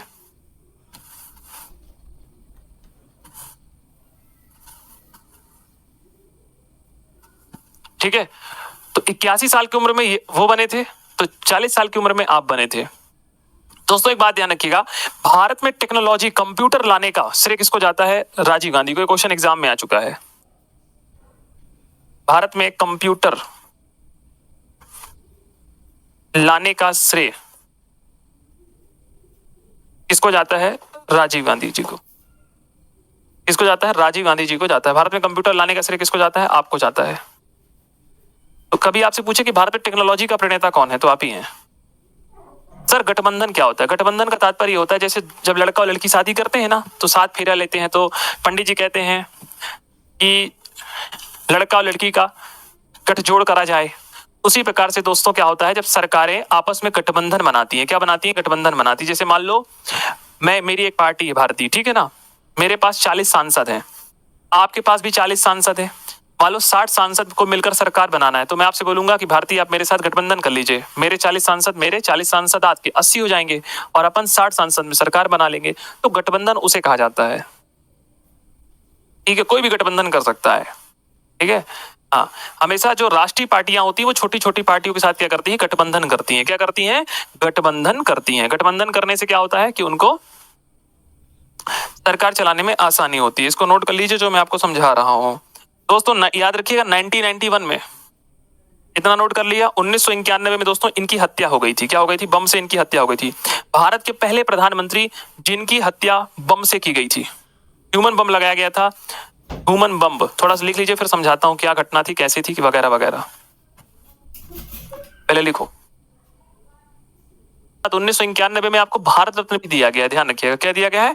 1991 में आपको भारत रत्न भी दिया गया मृत्यु के बाद। 1991 में आपको मरणोपरांत, मरणोपरांत किसे कहते हैं? मरने के पश्चात आपको भारत रत्न मिला है।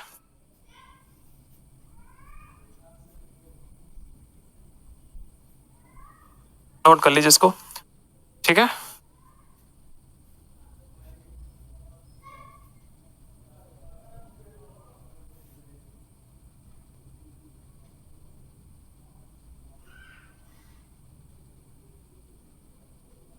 सर हम प्रधानमंत्री बनने की एज क्या है? प्रधानमंत्री बनने की एज दोनों अलग अलग है। अगर प्रधानमंत्री लोकसभा से आता है तो 25 साल चाहिए, और अगर प्रधानमंत्री राज्यसभा से आता तो 30 साल चाहिए। दोनों अलग अलग हैं। वैसे अमूमन प्रधानमंत्री लोकसभा से आता है, इसलिए हम 25 साल कह देते हैं।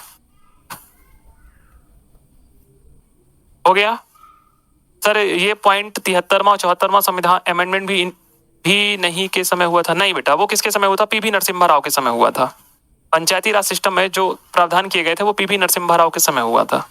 ठीक है अभिषेक, इनको नोट कर लिया पहले, थोड़ा सा जल्दी करो नोट, है ना, आज कंप्लीट करना है प्रधानमंत्री, है ना। लिए अब मेरी बात को समझिए दोस्तों। इनके नाम पे दोस्तों एक खेल पुरस्कार दिया जाता था, जिसे हम बोलते थे राजीव गांधी खेल रत्न पुरस्कार। इसका नाम चेंज कर मेजर ध्यानचंद पुरस्कार कर दिया। ये भी आप लोगों ने पढ़ा होगा, है ना।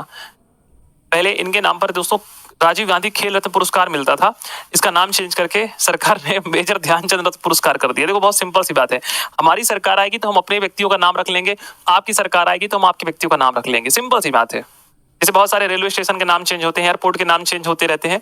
तो अपनी सरकार आएगी तो अपनी योजनाओं के नाम पे चलाएगी, आपकी सरकार आएगी तो आप अपनी योजनाओं के नाम पे चलाएंगे।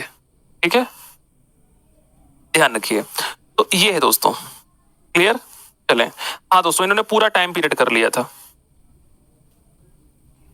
देखो अब मैं थोड़ा सा आपको समझा देता हूँ। देखो ये लिखा है, भारत में आपको डिजिटल क्रांति और कंप्यूटर क्रांति के जनक माना जाता है। लिखा हुआ है, लिखा हुआ डिजिटल क्रांति और कंप्यूटर क्रांति के जनक कहते हैं।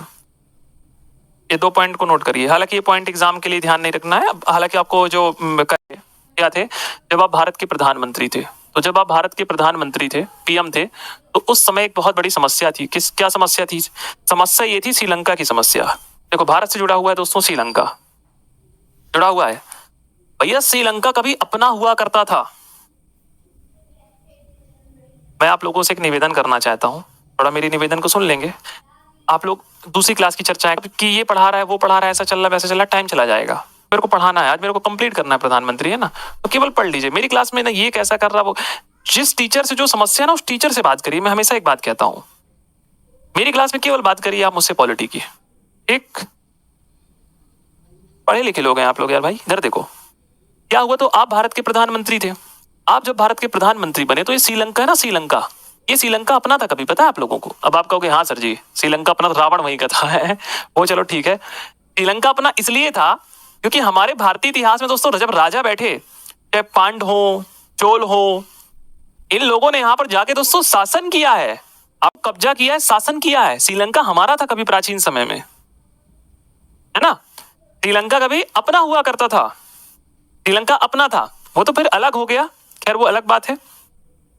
तो दोस्तों ये जो श्रीलंका वाला क्षेत्र है ना, इस श्रीलंका वाले क्षेत्र में क्या समस्याएं पैदा होने लग गई, इस समस्या पैदा होने लग गई कि जो तमिलनाडु क्षेत्र है, कौन सा तमिलनाडु, ये तमिल क्या करे, बहुत सारे तमिल जाकर श्रीलंका में बस गए। कहां बस गए? श्रीलंका में। जैसे अपने यहाँ बस जाते हैं वैसे ही बहुत सारे जो तमिल लोग हैं वो जाके कहां बस गए? श्रीलंका में बस गए। जब श्रीलंका में जाकर बस गए तो उस समय क्या हुआ दोस्तों, उस समय श्रीलंका की सरकार ने भारत सरकार से मदद मांगी कि भैया ये जो आपके श्रीलंकाई लोग हैं इनको थोड़ा समझा लीजिए, ये हमारे देश में आकर सेना में चेंज कर रहे हैं। अच्छा, जो ये श्रीलंका के जो लोग थे, ये तमिल जो लोग थे, वो जब श्रीलंका में गए तो उन्होंने हथियार वथियार सीख लिया, हथियार वथियार की भी ट्रेनिंग ले ली। तो श्रीलंका की सरकार ने उन्हें आतंकवादी घोषित कर दिया कि बोल जैसे भाई अपने ही कोई देश में आए हथियार वथियार चलाने लग जाए, राजनीति में हस्तक्षेप करने लग जाए, तो अपन भी उसे आतंकवादी घोषित कर देंगे, टेररिस्ट घोषित कर देंगे। सिंपल सी बात है। वहां की सरकार ने टेररिस्ट घोषित कर दिया और राजीव गांधी से कहा कि आप श्रीलंका के लोगों से बात करिए। उसका मुखिया था प्रभाकरण, जिसे बोलते हैं लिट्टे समूह, सुना होगा कभी। लिट्टे समूह का नाम था यूनियन, जैसे बहुत सारे समूह होते हैं ना आतंकवादी समूह, वैसे समूह का नाम था लिट्टे समूह, और इसका मुखिया का नाम था प्रभाकरण। क्या नाम था? प्रभाकरण। प्रभाकरण इसका हेड था लिट्टे समूह का। और लिट्टे समूह कहां था? श्रीलंका में था। और कौन लोग थे ये तमिल लोग थे पूरे। राजीव गांधी ने इनको दोस्तों समझाने का प्रयास किया कि भैया तुम लोग श्रीलंका में रह रहे हो, शांति के साथ रहो, वहां पे लोगों को परेशान मत करो। क्योंकि वहां पर लिट्टे समूह, श्रीलंका की सरकार आपस में भिड़ गई। भारत को बीच बचाव करना पड़ गया कि भाई तमिल लोगों को समझाया कि थोड़ा आप भी शांत रहिए, सरकार को भी समझाया कि आप भी शांत रहिए, क्या समस्या है तुम्हारी, तुम लोग भारत चलो, यहाँ क्यों बसे हो? ना बोले ना। ये मैटर सुलझ गया। और दोस्तों इसी बीच राजीव गांधी ने भारत की सेना भेज दी। कहां पर? श्रीलंका में। जब भारत की सेना श्रीलंका में पहुंची, आर्मी पहुंच गई, तो उसने वहां पे शांति समझौता स्थापित कराया और उस शांति समझौते में कुछ लिट्टे के लोग मारे गए। इस बात से लिट्टे समूह के लोग राजीव गांधी के बिल्कुल घोर विरोधी हो गए। अब उनका टारगेट हो गया कि अब हम राजीव गांधी को मारेंगे। दोस्तों ऐसा कहा जाता है कि 1991 में आप प्रचार प्रसार करने गए थे। कहां? मदुरई वाले क्षेत्र, तमिलनाडु वाले क्षेत्र। तो वहां पर एक लेडी जिसका नाम था लक्ष्मी, कई बार लक्ष्मी मिलता है, कई बार शारदा मिलता है, अलग अलग किताबों में नाम अलग अलग मिलते हैं, पर ऑफिशियली नाम लक्ष्मी मिला है। तो दोस्तों ऐसा कहा जाता है कि उस समय आप प्रधानमंत्री नहीं थे, आप प्रचार प्रसार करने गए थे। तो उस समय उस लड़की ने माला पहनाने आई, तो लोगों ने मना किया कि मत पहनिए भाई, आप बड़े लीडर हैं, प्रधानमंत्री रहे आप, किसी से आप ऐसे माला अरे उन्होंने कहा कोई बात नहीं, आने दीजिए, अब जनता है, जनता तो प्रेम करती ही है। उसने आया, माला जैसे ही पहना, उसने बटन दबाई और ब्लास्ट हो गई। ऐसा कहा जाता है दोस्तों शरीर के इतने चिथड़े हुए थे कि लोग समेट नहीं पा रहे थे। और इस तरीके से दोस्तों आपका निधन हो गया। तो हमने भारत के सबसे युवा प्रधानमंत्री खो दिया। इंदिरा गांधी की गोली मारकर हत्या कर दी गई थी, आपको बम से उड़ा दिया गया था। ठीक है, तो इसके अलग अलग नाम मिलते हैं। बहुत सारी मूवियां भी इस पर बनी है, बहुत सारी बॉलीवुड की मूवियां बनी हुई है, आप देख सकते हैं। जैसे एक मद्रास कैफे मूवी बनी, इसी पर आधारित है, मद्रास कैफे, देखिएगा। ठीक है,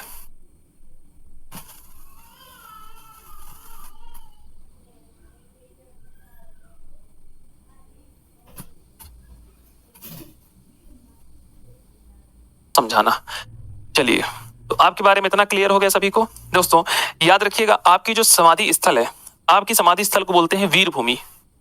आपकी समाधि स्थल को क्या बोलते हैं? वीर भूमि। यहां लिख दूं, समाधि स्थल, आपकी समाधि स्थल को बोलते हैं वीर भूमि।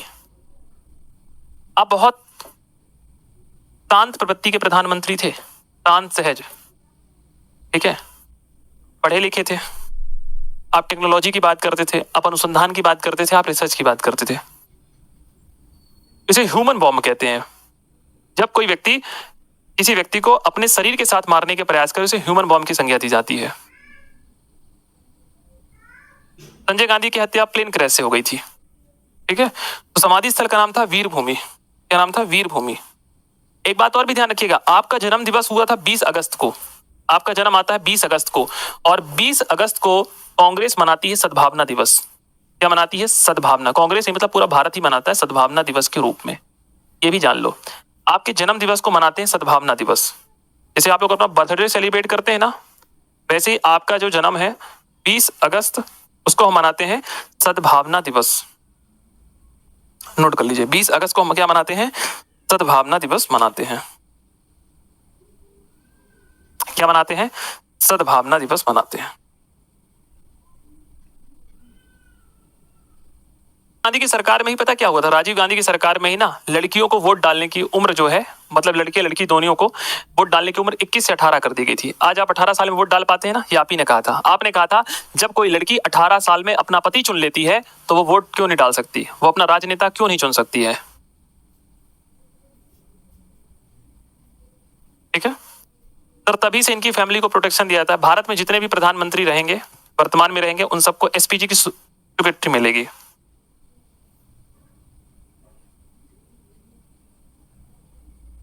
सर जी न्यू एजुकेशन पॉलिसी यही लाए थे, ठीक है, 1986 में, बिल्कुल सही है, नोट कर लिया है। चलिए चलें फिर दोस्तों, आए विश्वनाथ प्रताप सिंह। विश्वनाथ प्रताप सिंह केवल एक ही कार्यों के लिए दोस्तों जाने जाएंगे आप, सर किसके लिए आप इसलिए जाने जाएंगे। विश्वनाथ प्रताप सिंह के टाइम पीरियड में एक ही चीज हुई है, वो सबसे बड़ा इंपॉर्टेंट है दोस्तों, कि आपके समय आया था मंडल कमीशन, जो सबसे इंपॉर्टेंट था, जिसके लिए आप इतिहास में याद रखे जाएंगे, बाकी और कुछ नहीं है। मंडल कमीशन, अरे मंडल कमीशन क्या है।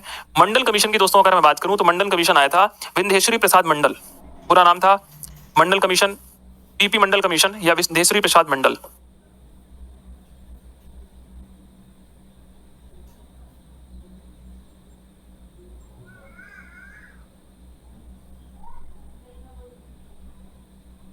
विंध्येश्वरी प्रसाद मंडल, इसी दोस्तों विंध्येश्वरी प्रसाद मंडल, जिसे हम वीपी मंडल कमीशन कहते हैं, इसी ने कहा था कि ओबीसी को 27% रिजर्वेशन मिलना चाहिए। 27% क्या मिलना चाहिए, आरक्षण मिलना चाहिए। मैं आपको पढ़ा चुका हूं आर्टिकल 16(4), आरक्षण मिलना चाहिए। और आप लोगों को एक केस भी मैंने लिखवाया है आर्टिकल 16(4) में, शायद आप भूल गए होंगे, इंदिरा साहनी बनाम भारत संघ का मामला 1992। ठीक है, तो आपने बनाया विंध्येश्वरी प्रसाद मंडल कमीशन बनाया था, जिसे आप मंडल कमीशन की सिफारिशें कई बार सुनते हो, मंडल कमीशन मंडल कमीशन मंडल कमीशन।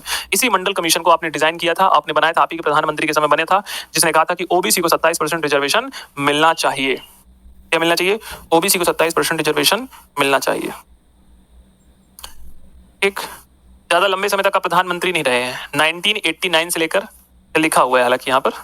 आप पता कहाँ के हैं, यूपी के रहने वाले, उत्तर प्रदेश के, इलाहाबाद में आपका जन्म हुआ, जिसे आज वर्तमान में प्रयागराज भी कहते हैं। क्या कहते हैं, प्रयागराज। ठीक है, तस्वीर आप देख लीजिए।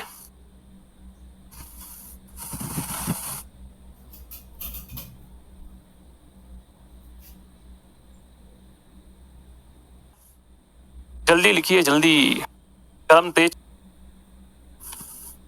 आइए फिर आए दोस्तों चंद्रशेखर। कौन आए, चंद्रशेखर आए। बस केवल तस्वीर देख लीजिए, नाम देख लीजिए, है ना, तस्वीर देख लीजिए। चंद्रशेखर जी के समय कोई खास ज्यादा काम नहीं है, बस एक बार देख लें, बस हो गया। चंद्रशेखर जी, सरकारें देखना कैसे बन रही हैं, देखना है। राजीव गांधी की हत्या हुई 1989 में, सरकार 1 साल के लिए बनी, फिर 1 साल के लिए यहां बन रही, बस हो गया। इतना जान लीजिए, ये इन्होंने यंग इंडिया के संस्थापक और संपादक रहे। बेटा महात्मा गांधी की यंग इंडिया नहीं, वो यंग इंडिया दूसरी है। ठीक है, तो तुम बोले सर जी महात्मा गांधी की यंग इंडिया कहां से आ गई, दूसरा यंग इंडिया है। तस्वीर देख लीजिए। चंद्रशेखर 1 साल के लिए रहे सरकार, फिर गिर गई।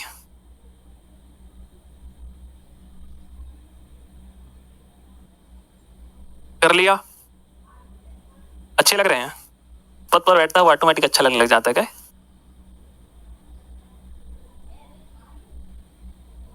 किसी सरकार आई, पीवी नरसिम्हा राव, बहुत इंपॉर्टेंट है पीवी नरसिम्हा राव। पूरा नाम है पामुलापति वेंकटराव नरसिम्हा, पूरा नाम लिख लीजिए इनका नाम, बहुत फेमस नाम है इनका, कई दफा एग्जाम में नाम पूछा गया है। नाम क्या है, पामुलापति वेंकट नरसिम्हा, पामुलापति वेंकट नरसिम्हा राव। आप बहुत चाहते थे कि भारत परमाणु परीक्षण करे, पर अमेरिका के दबाव पे आप नहीं कर पाए।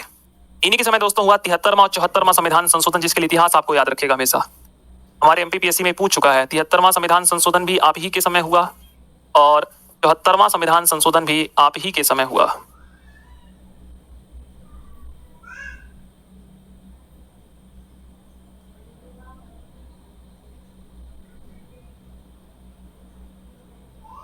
दूसरा दोस्तों, आपके समय 1991 में एलपीजी मॉडल लेकर आए, जिसे नरसिम्हा मनमोहन राव मॉडल कहते हैं, है ना। तो आपके समय क्या आया, एलपीजी। 1991 में भारत में उदारीकरण, निजीकरण, वैश्वीकरण आया।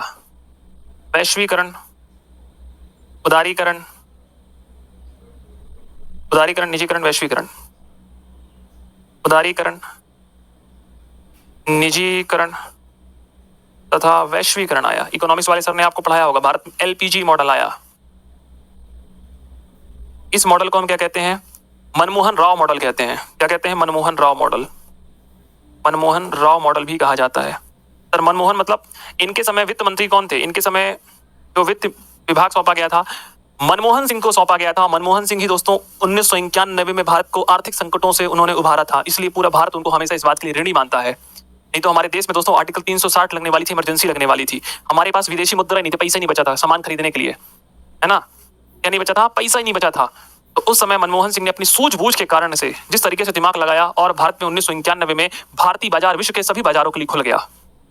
हमारे देश में लाइसेंस प्रणाली को समाप्त किया गया। हमारे देश में क्या था दोस्तों? हर चीज के लिए आपको लाइसेंस लेना पड़ता था। ठीक है, क्या लेना पड़ता था? लाइसेंस लेना पड़ता था। लुक ईस्ट पॉलिसी दिए थे ना। अरे भाई लुक ईस्ट पॉलिसी तो नरेंद्र मोदी दिए हैं। क्या उल्टा सीधा बता रहे हो भाई? अभिषेक क्या हो गया बेटा? पानी वानी पी लो बेटा, सदमे में लग रहा है मेरे को आज। उल्टे सीधे आंसर दे रहे हो, नोट कर लीजिए इसको। लुक फॉर ईस्ट कौन दिए हैं? नरेंद्र मोदी दिए हैं। पूर्व की ओर देखो, नोट करिए, जल्दी करिए भाई। मामूलापति वेंकट नरसिम्हा राव, ठीक है, भारत के 10वें प्रधानमंत्री आप रहे। इनकी एक पुस्तक है जिसका नाम है दी इनसाइडर। किताब का नाम क्या है? दी इनसाइडर। किताब पूछी जा चुकी है। दी इनसाइडर, स्पाइडर नहीं, स्पाइडर नहीं भाई, इनसाइडर।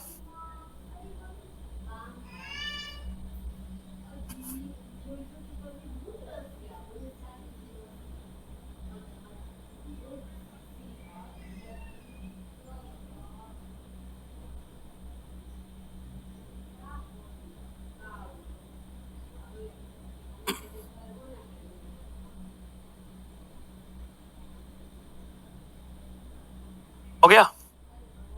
मामूलापति वेंकट नरसिम्हा।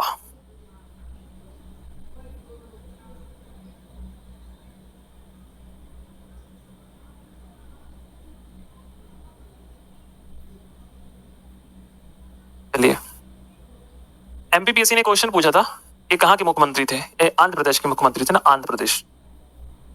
फिर आए दोस्तों अटल बिहारी वाजपेयी। यहाँ पे दोस्तों अटल बिहारी वाजपेयी आते हैं और इनकी सरकार एक वोट से गिर जाती है, इसलिए कहते हैं अटल जी सरकारें तो आएंगी जाएंगी परंतु लोकतंत्र बचा होना चाहिए। भारत के पहले प्रधानमंत्री जिनका कार्यकाल सबसे कम है, 13 दिन की सरकार बनी, तो लिखें भारत के प्रथम प्रधानमंत्री जो सबसे कम समय के लिए बने।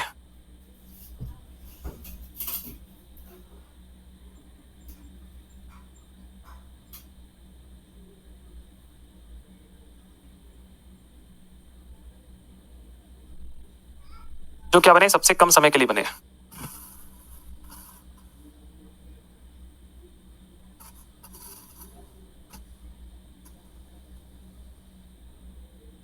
भारत के प्रधानमंत्री हैं दोस्तों, इन्होंने दोस्तों क्या कहा? 13 दिन की सरकार बनी, सरकार गिर गई 96 में आपकी। फिर आप 3 बार प्रधानमंत्री हालांकि बने हैं। कितनी बार बने हैं? 3 बार। कितनी बार बने हैं? 3 बार।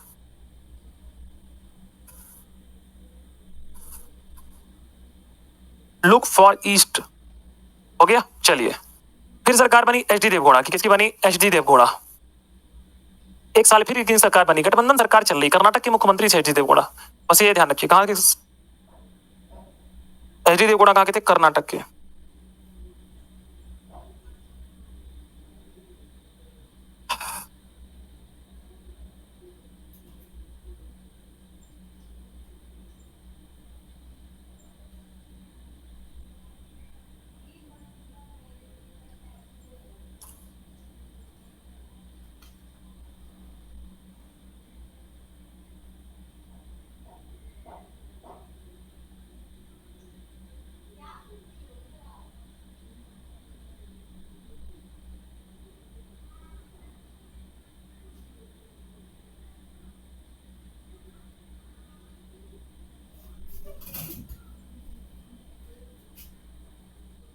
फिर आए दोस्तों कौन से? आपके इंद्र कुमार गुजराल। क्यों फेमस है आप राज्यसभा से चुनाव लड़कर आए हैं, नोट करिए।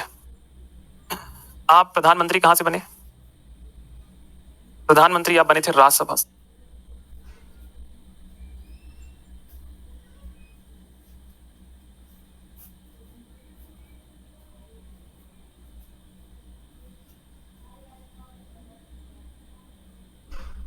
नोट करिए, कहां से चुनाव लड़कर आए थे आप? राज्यसभा से।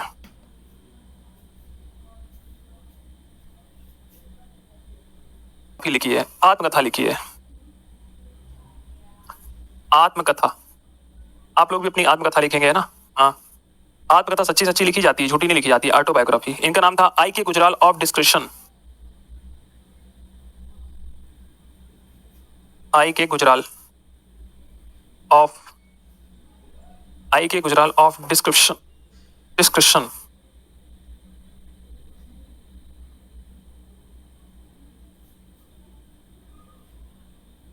नोट करिए, डिस्क्रिएशन है, एक मिनट सुधारो, डिस्क्रिएशन।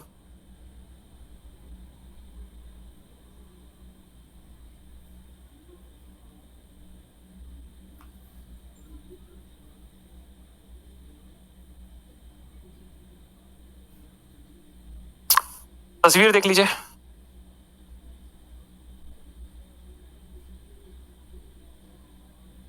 संघ के राजदूत भी रह चुके हैं, ध्यान रखिएगा, है ना?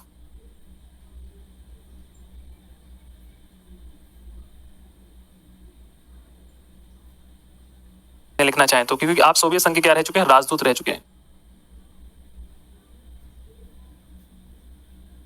सोवियत संघ के राजदूत रह चुके हैं। आते हैं दोस्तों अटल बिहारी वाजपेयी। सरकार देखिए, पहली बार सरकार 13 दिन के लिए बनी थी, दूसरी बार सरकार 13 महीने के लिए बनती है। कितने महीने के लिए? 13 महीने के लिए। और जब इस समय आप आते हैं तो आप करते हैं पोखरण। 1998 में आप पोखरण में परमाणु परीक्षण करते हैं। एक नहीं, दो नहीं, बल्कि 5 परमाणु परीक्षण होते हैं देश में। 1998 में आपने परमाणु परीक्षण किया जिसका नाम था शक्ति 5। अमेरिका दंग रह गया। अमेरिका कहता है जो कब हो गया? हमने कहा बस हो गया, स्वीकार कर लीजिए इस बात को कि परमाणु परीक्षण भारत संपन्न कर लिया है। और अटल जी ने भाषण दिया पूरे विश्व को, भारत कभी भी परमाणु परीक्षण किसी दूसरे देश के ऊपर नहीं करेगा, परमाणु हथियार का प्रयोग किसी दूसरे देश के ऊपर नहीं करेगा। हमारी कभी भी फर्स्ट पॉलिसी नहीं रहेगी कि हम किसी देश पर पहले परमाणु अटैक करें।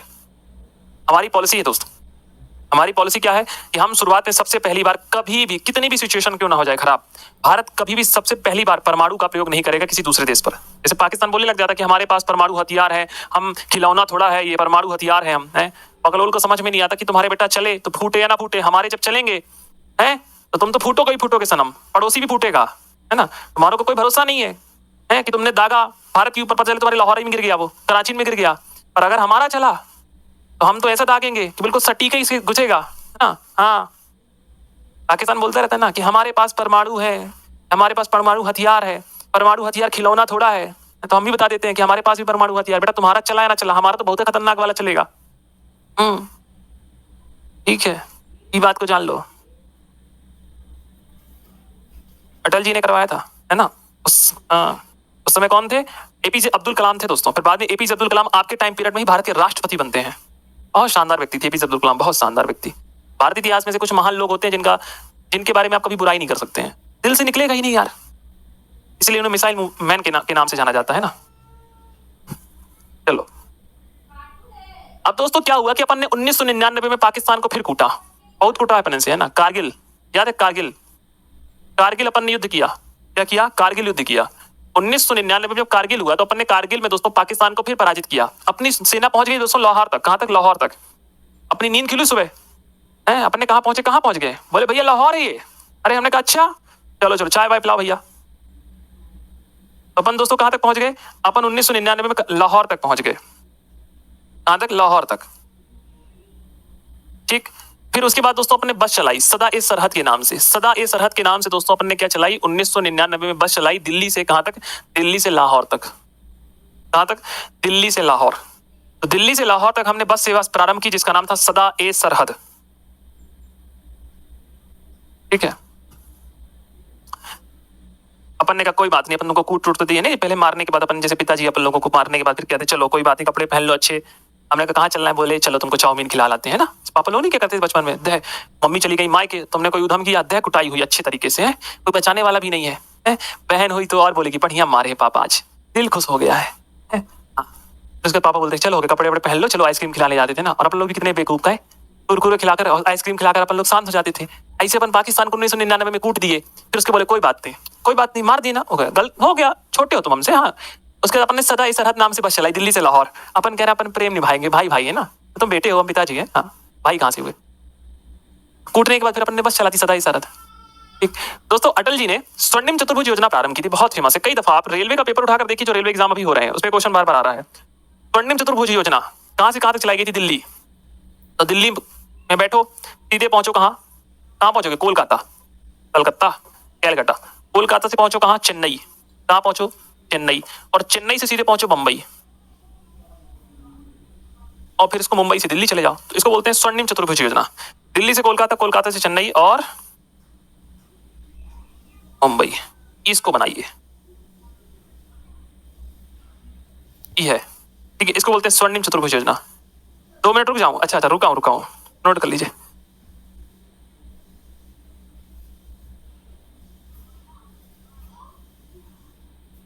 मैं रुका हूं भाई, रुका हूं। जब तक 15 में आपको भारत रत्न मिला है, पता है आपको? 2015 में आपको भारत रत्न दिया गया है, भारत रत्न।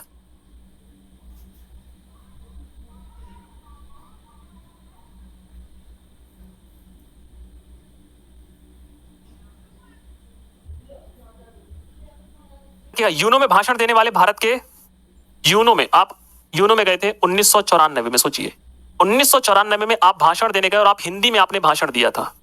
हिंदी में आपने क्या दिया था? भाषण दिया था। भारत के पहले प्रधानमंत्री हैं दोस्तों जिन्होंने यूनो में गए, भाषण दिए और आपने हिंदी में भाषण दिया था। बहुत फेमस व्यक्ति हैं आप, है ना? हाँ, इसलिए आपके जन्म दिवस, जन्म आता का 25 दिसंबर, इसलिए 25 दिसंबर को भारत सरकार ने कहा है कि हम सुशासन दिवस मनाएंगे। क्या मनाएंगे? सुशासन दिवस। बिल्कुल बेटा, रिसेंट क्वेश्चन आ रहे एग्जाम में, ध्यान रखना। सुशासन दिवस पूछेगा कब मनाते हैं? 25 दिसंबर को, ठीक है। आपको लखनऊ का दमान कहते हैं, ग्वालियर में आपका जन्म हुआ है, मध्य प्रदेश में, नोट करिए।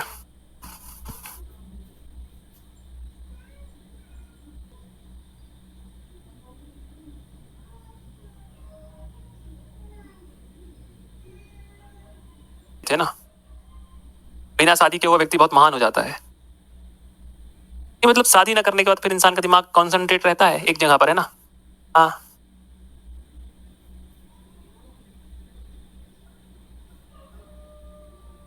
चले।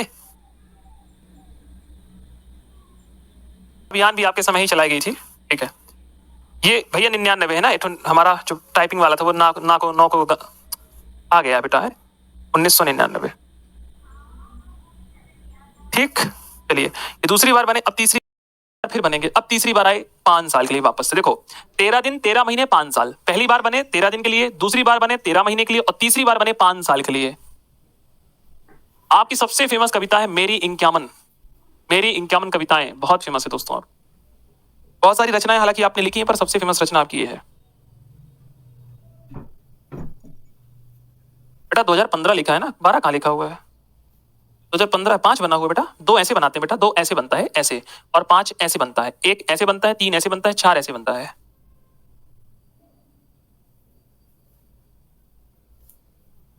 नोट करिए इसको।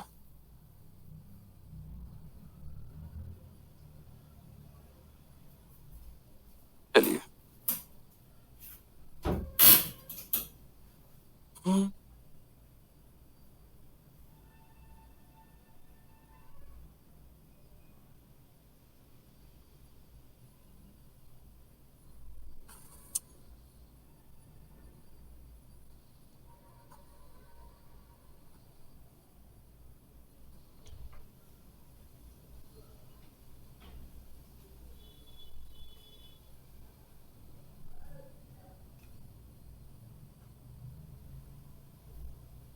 हो गया।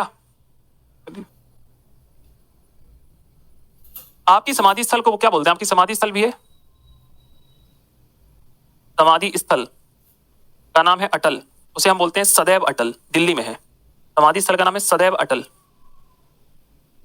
सदैव अटल कहां पर है? दिल्ली में, सदैव अटल।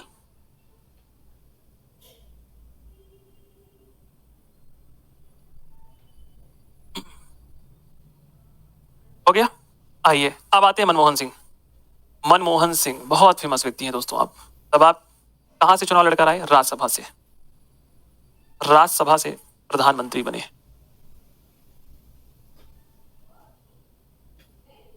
दूसरा, सबसे इंपॉर्टेंट बात यह है कि आप भारत सरकार के आर्थिक सलाहकार रहे 1972 से लेकर के 1976 तक। आप भारत सरकार के आर्थिक सलाहकार रहे।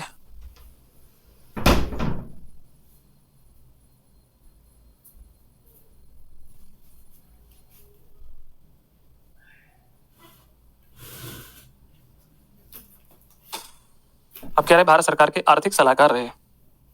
इसके साथ साथ आप आरबीआई के गवर्नर रहे 1982 से लेकर 1985। RBI governor. और फिर 1985 के बाद आप योजना आयोग के उपाध्यक्ष भी रहे 1985 से लेकर 1987। 1985 से लेकर 1987 जो योजना आयोग था, योजना आयोग के आप उपाध्यक्ष के रूप में आपने कार्य किया है। इसके रूप में उपाध्यक्ष। फिर अगर हम बात कर लेते हैं तो आप 1991 से लेकर 1996 तक आप वित्त मंत्री रहे नरसिम्हा राव की सरकार में। क्या रहे? वित्त मंत्री रहे। तभी आपने पीवी नरसिम्हा राव मॉडल दिया था, एलपीजी मॉडल जिसे आप कहते हैं। क्या कहते हैं? मनमोहन राव मॉडल। मनमोहन राव मॉडल, इसे एलपीजी मॉडल भी कहते हैं। क्या कहते हैं? LPG model. आप असम से चुनाव लड़कर आए थे राज्यसभा का, ध्यान रखिएगा। कहां से? असम से। हालांकि इतना नहीं पूछेगा, ठीक है, पता होना चाहिए। भारत के पहले सिख प्रधानमंत्री हैं आप, प्रथम सिख प्रधानमंत्री।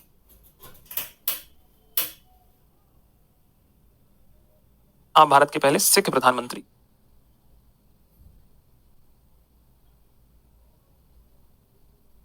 जवाहरलाल नेहरू के बाद आप दूसरे प्रधानमंत्री बने जो दूसरे टर्म के लिए लगातार चुने गए। अब नरेंद्र मोदी तीसरे हो गए हैं। जवाहरलाल नेहरू के बाद लगातार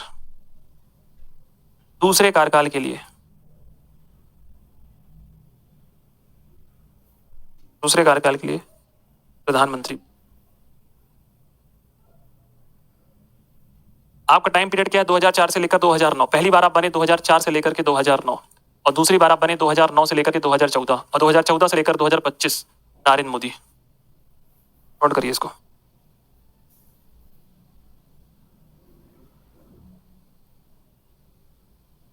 देखो इसमें कुछ फैक्ट मैंने इकोनॉमिक्स के भी लिखवा दिए। किसके लिखवा दिए हैं? इकोनॉमिक्स के। ठीक है,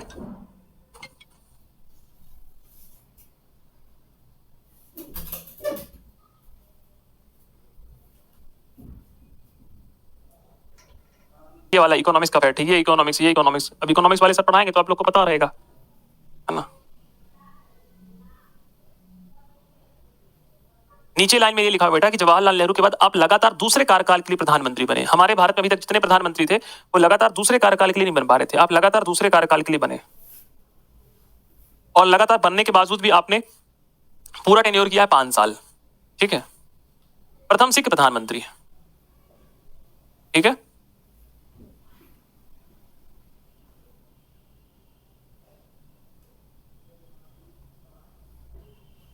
नरेंद्र मोदी जी जिन्हें आप वर्तमान में देख रहे हैं।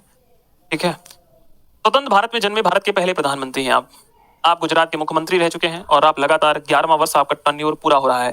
पहली बार आप 2014 से बने 2019 तक, फिर आप बने 2019 से लेकर के 19, 20, 21, 22, 23, 2023 तक, फिर आप 2023 से लगातार चले आ रहे हैं।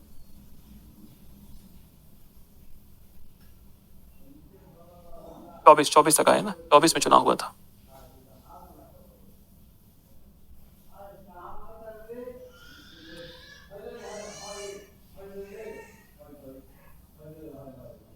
दस 19 24 से लेकर वर्तमान तीसरा टेन्योर है आपका पूरा। अगर कंप्लीट होता है तो तीसरे टेन्योर के लिए आप चुने जा रहे हैं। पूरा करेंगे 5 साल।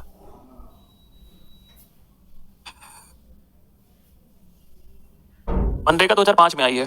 ठीक है, और मिड डे मील 1995 में आई है। इकोनॉमिक्स वाले सर पढ़ाएंगे, मेरा काम नहीं है पढ़ाना। ठीक है, मनरेगा का नाम पहले नरेगा था, फिर नरेगा का नाम मनरेगा कर दिया 2009 में। ठीक है,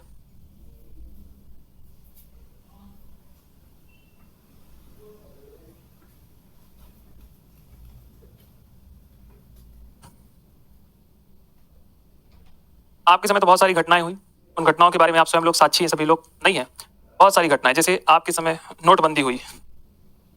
नोटबंदी कुछ इंपॉर्टेंट चीजें लिखवा देता हूं। नोटबंदी हुई, आपके समय कोविड-19 आया, कोरोना, कोविड-19 का फेज भारत ने देखा। आपके समय भारत ने अनुच्छेद 370, आर्टिकल 370 को रिमूव किया गया। आपके समय 3 तलाक हटाया गया, 3 तलाक। आपके समय भारत में सीए बिल आया, एनआरसी आया। आपके समय पहलगांव की घटना हुई, पहलगांव घटना हुई, है ना, उरी घटना हुई। आपके समय सर्जिकल स्ट्राइक हुई। आपके समय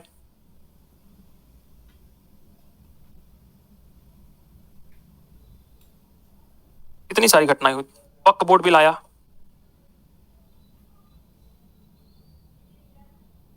बहुत सारी घटनाएं आपके समय हुई हैं, ठीक है। पुलवामा भी हुआ, ठीक है। बहुत सारी घटनाएं आपके समय हुई, बात को ध्यान रखिए। सबके आप जीते जागते उदाहरण है। ऑपरेशन सिंदूर भी चलाया गया, ठीक है। सिंदूर, ऑपरेशन सिंदूर के लिए भी आपको इतिहास याद रखिएगा। बालाकोट सर्जिकल स्ट्राइक भी अपन ने की थी, बालाकोट सर्जिकल स्ट्राइक आप ही के समय हुई, ठीक है। हाँ, नीति आयोग बनाया, ठीक है।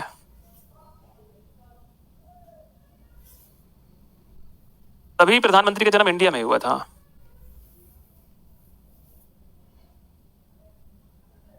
एक जीएसटी लेकर आए हैं, GST, GST, very good, GST लिख सकते हैं आप। गुड एंड सर्विस टैक्स क्या लेकर आए? गुड एंड सर्विस टैक्स लेकर आए हैं आप। गुड एंड सर्विस टैक्स, एक जीएसटी आया 2017 में। आपने ओबीसी को क्या कर दिया? आपने ओबीसी को संवैधानिक दर्जा दिया। ओबीसी को क्या दिया?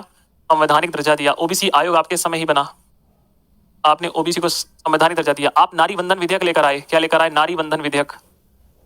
मैं आगे चलकर पढ़ाऊंगा आपको नारी बंधन विधेयक क्या होता है। क्या लेकर आए आप? नारी बंधन विधेयक लेकर आए, ठीक है। बहुत सारी चीजें आपने की हैं, इतिहास आपको भी याद रखिएगा लंबे समय तक। स्वतंत्र भारत में इसलिए बोला कि भैया हम आजाद हुए हैं 1947 के बाद। अपन आजादी कब हुए हैं? आजाद हुए 1947 के बाद। अभी तक जितने प्रधानमंत्री थे सबका जन्म 1947 के पहले हुआ है। कब हुआ है? पहले। आपका जन्म कब हुआ है? स्वतंत्र भारत के बाद आप जन्मे हैं। नहीं समझे? नहीं समझ रहे हो? अभी तक जितने प्रधानमंत्री बने सब 1947 के पहले सबका जन्म हुआ है। कि स्वतंत्र भारत के बाद जन्मे। हाँ, इनका जन्म 1947 के बाद हुआ है।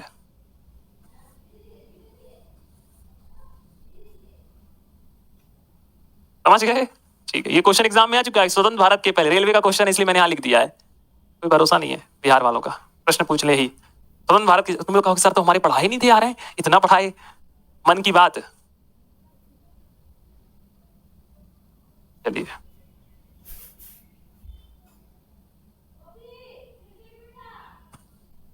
ठीक ठीक, चलो आइए आगे चलते हैं। बस बस, ये लिखे हुए दोस्तों कौन कौन से प्रधानमंत्री कहां कहां से आए नोट करिए। ऐसे मुख्यमंत्री थे जो प्रधानमंत्री बने, जैसे मोरारजी देसाई बंबई से आए, चौधरी चरण सिंह उत्तर प्रदेश से आए, बीपी सिंह उत्तर प्रदेश से आए, नरसिम्हा राव उत्तर प्रदेश से आए, एच डी देवगौड़ा कर्नाटका से आए, नरेंद्र मोदी गुजरात से आए। कॉपी में लिखना है, नोट करिए। हमारे एमपीपीएससी में दोस्तों सही जोड़ी के रूप में क्वेश्चन आ गया था, मैंने बच्चों को पढ़ाया, बच्चे ले रहे थे हल्के में लिए, 1 महीने बाद पेपर हुआ और छप गया, चारों की चार सही जोड़ी आ गई। कपार में हाथ रख के रो रहे थे, बोले सर जी आप पढ़ाए थे तो हम हल्के में ले लिया। हमने कहा हल्के में ले लिया, बस बेटा एग्जाम ने तुमको भी हल्के में ले लिया। नोट करो, नोट। ऐसे मुख्यमंत्री है जो प्रधानमंत्री बने हैं, कहां कहां के हैं, स्पीड के साथ नोट करिए कॉपी में एकदम। देखो नरेंद्र मोदी तो आप लोगों को याद ही जाएगा कि नरेंद्र मोदी गुजरात के हैं, ये तो कोई दिक्कत की बात नहीं, बाकी पर याद नहीं होंगे ना। चलो मोरारजी देसाई भी याद हो जाएगा कि बंबई के हैं ये, है ना। चौधरी चरण सिंह कहाँ के हैं? उत्तर प्रदेश के हैं। बीपी सिंह कहाँ के हैं? उत्तर प्रदेश के हैं। नरसिम्हा राव आंध्र प्रदेश के हैं। एच डी देवगौड़ा कर्नाटका के हैं।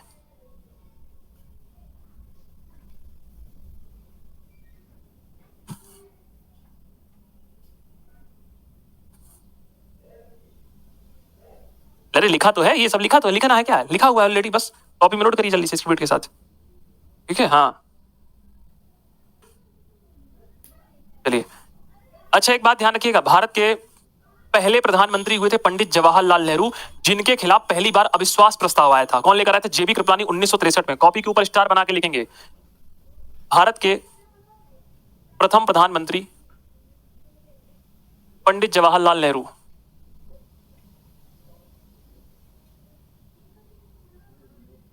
पंडित जवाहरलाल नेहरू, जिनके खिलाफ अविश्वास प्रस्ताव लाया गया था।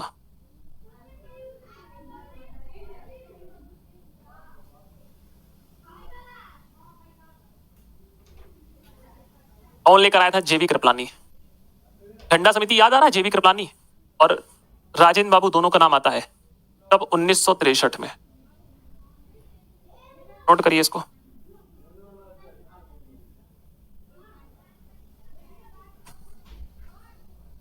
अरे पहले सीएम थे ना। हाँ, शादी होने दामाद बनने से पहले आप लड़के थे ना, है कि डायरेक्ट सीधे जन्म हुए तो दामाद बन गए? वहीं से पहले सीएम बने, फिर पीएम बन गए। नरेंद्र मोदी जी पहले गुजरात के मुख्यमंत्री थे, मुख्यमंत्री के बाद सीधे प्रधानमंत्री बन गए। और राजी देसाई पहले क्या थे? मुख्यमंत्री थे, फिर प्रधानमंत्री बन गए। पहले तुम लोग क्या लड़के हो घर के, फिर दामाद बन जाओगे दूसरे के घर के, है ना? वैसे ही है।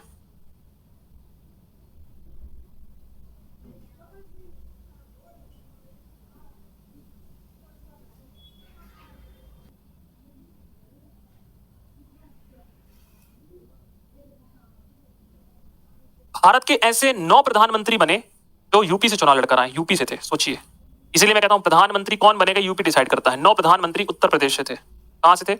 उत्तर प्रदेश से। 9 ऐसे प्रधानमंत्री थे जो उत्तर प्रदेश से आए। पीवी नरसिम्हा राव, अगला पॉइंट लिखिए, पीवी नरसिम्हा राव, पीवी नरसिम्हा राव तथा एचडी देवगौड़ा, एचडी देवगौड़ा जब प्रधानमंत्री बने तो वे किसी सदन के सदस्य नहीं थे। वे किसी भी सदन के सदस्य नहीं थे। वे किसी भी सदन के सदस्य नहीं थे, किसी भी सदन के। तो क्या कोई ऐसा व्यक्ति बन सकता है प्रधानमंत्री जो किसी सदन का सदस्य ना हो? आपको कुछ गलत नहीं लग रहा है? हैं? आप लोगों को कुछ गलत नहीं लग रहा है? पीवी नरसिम्हा राव और एचडी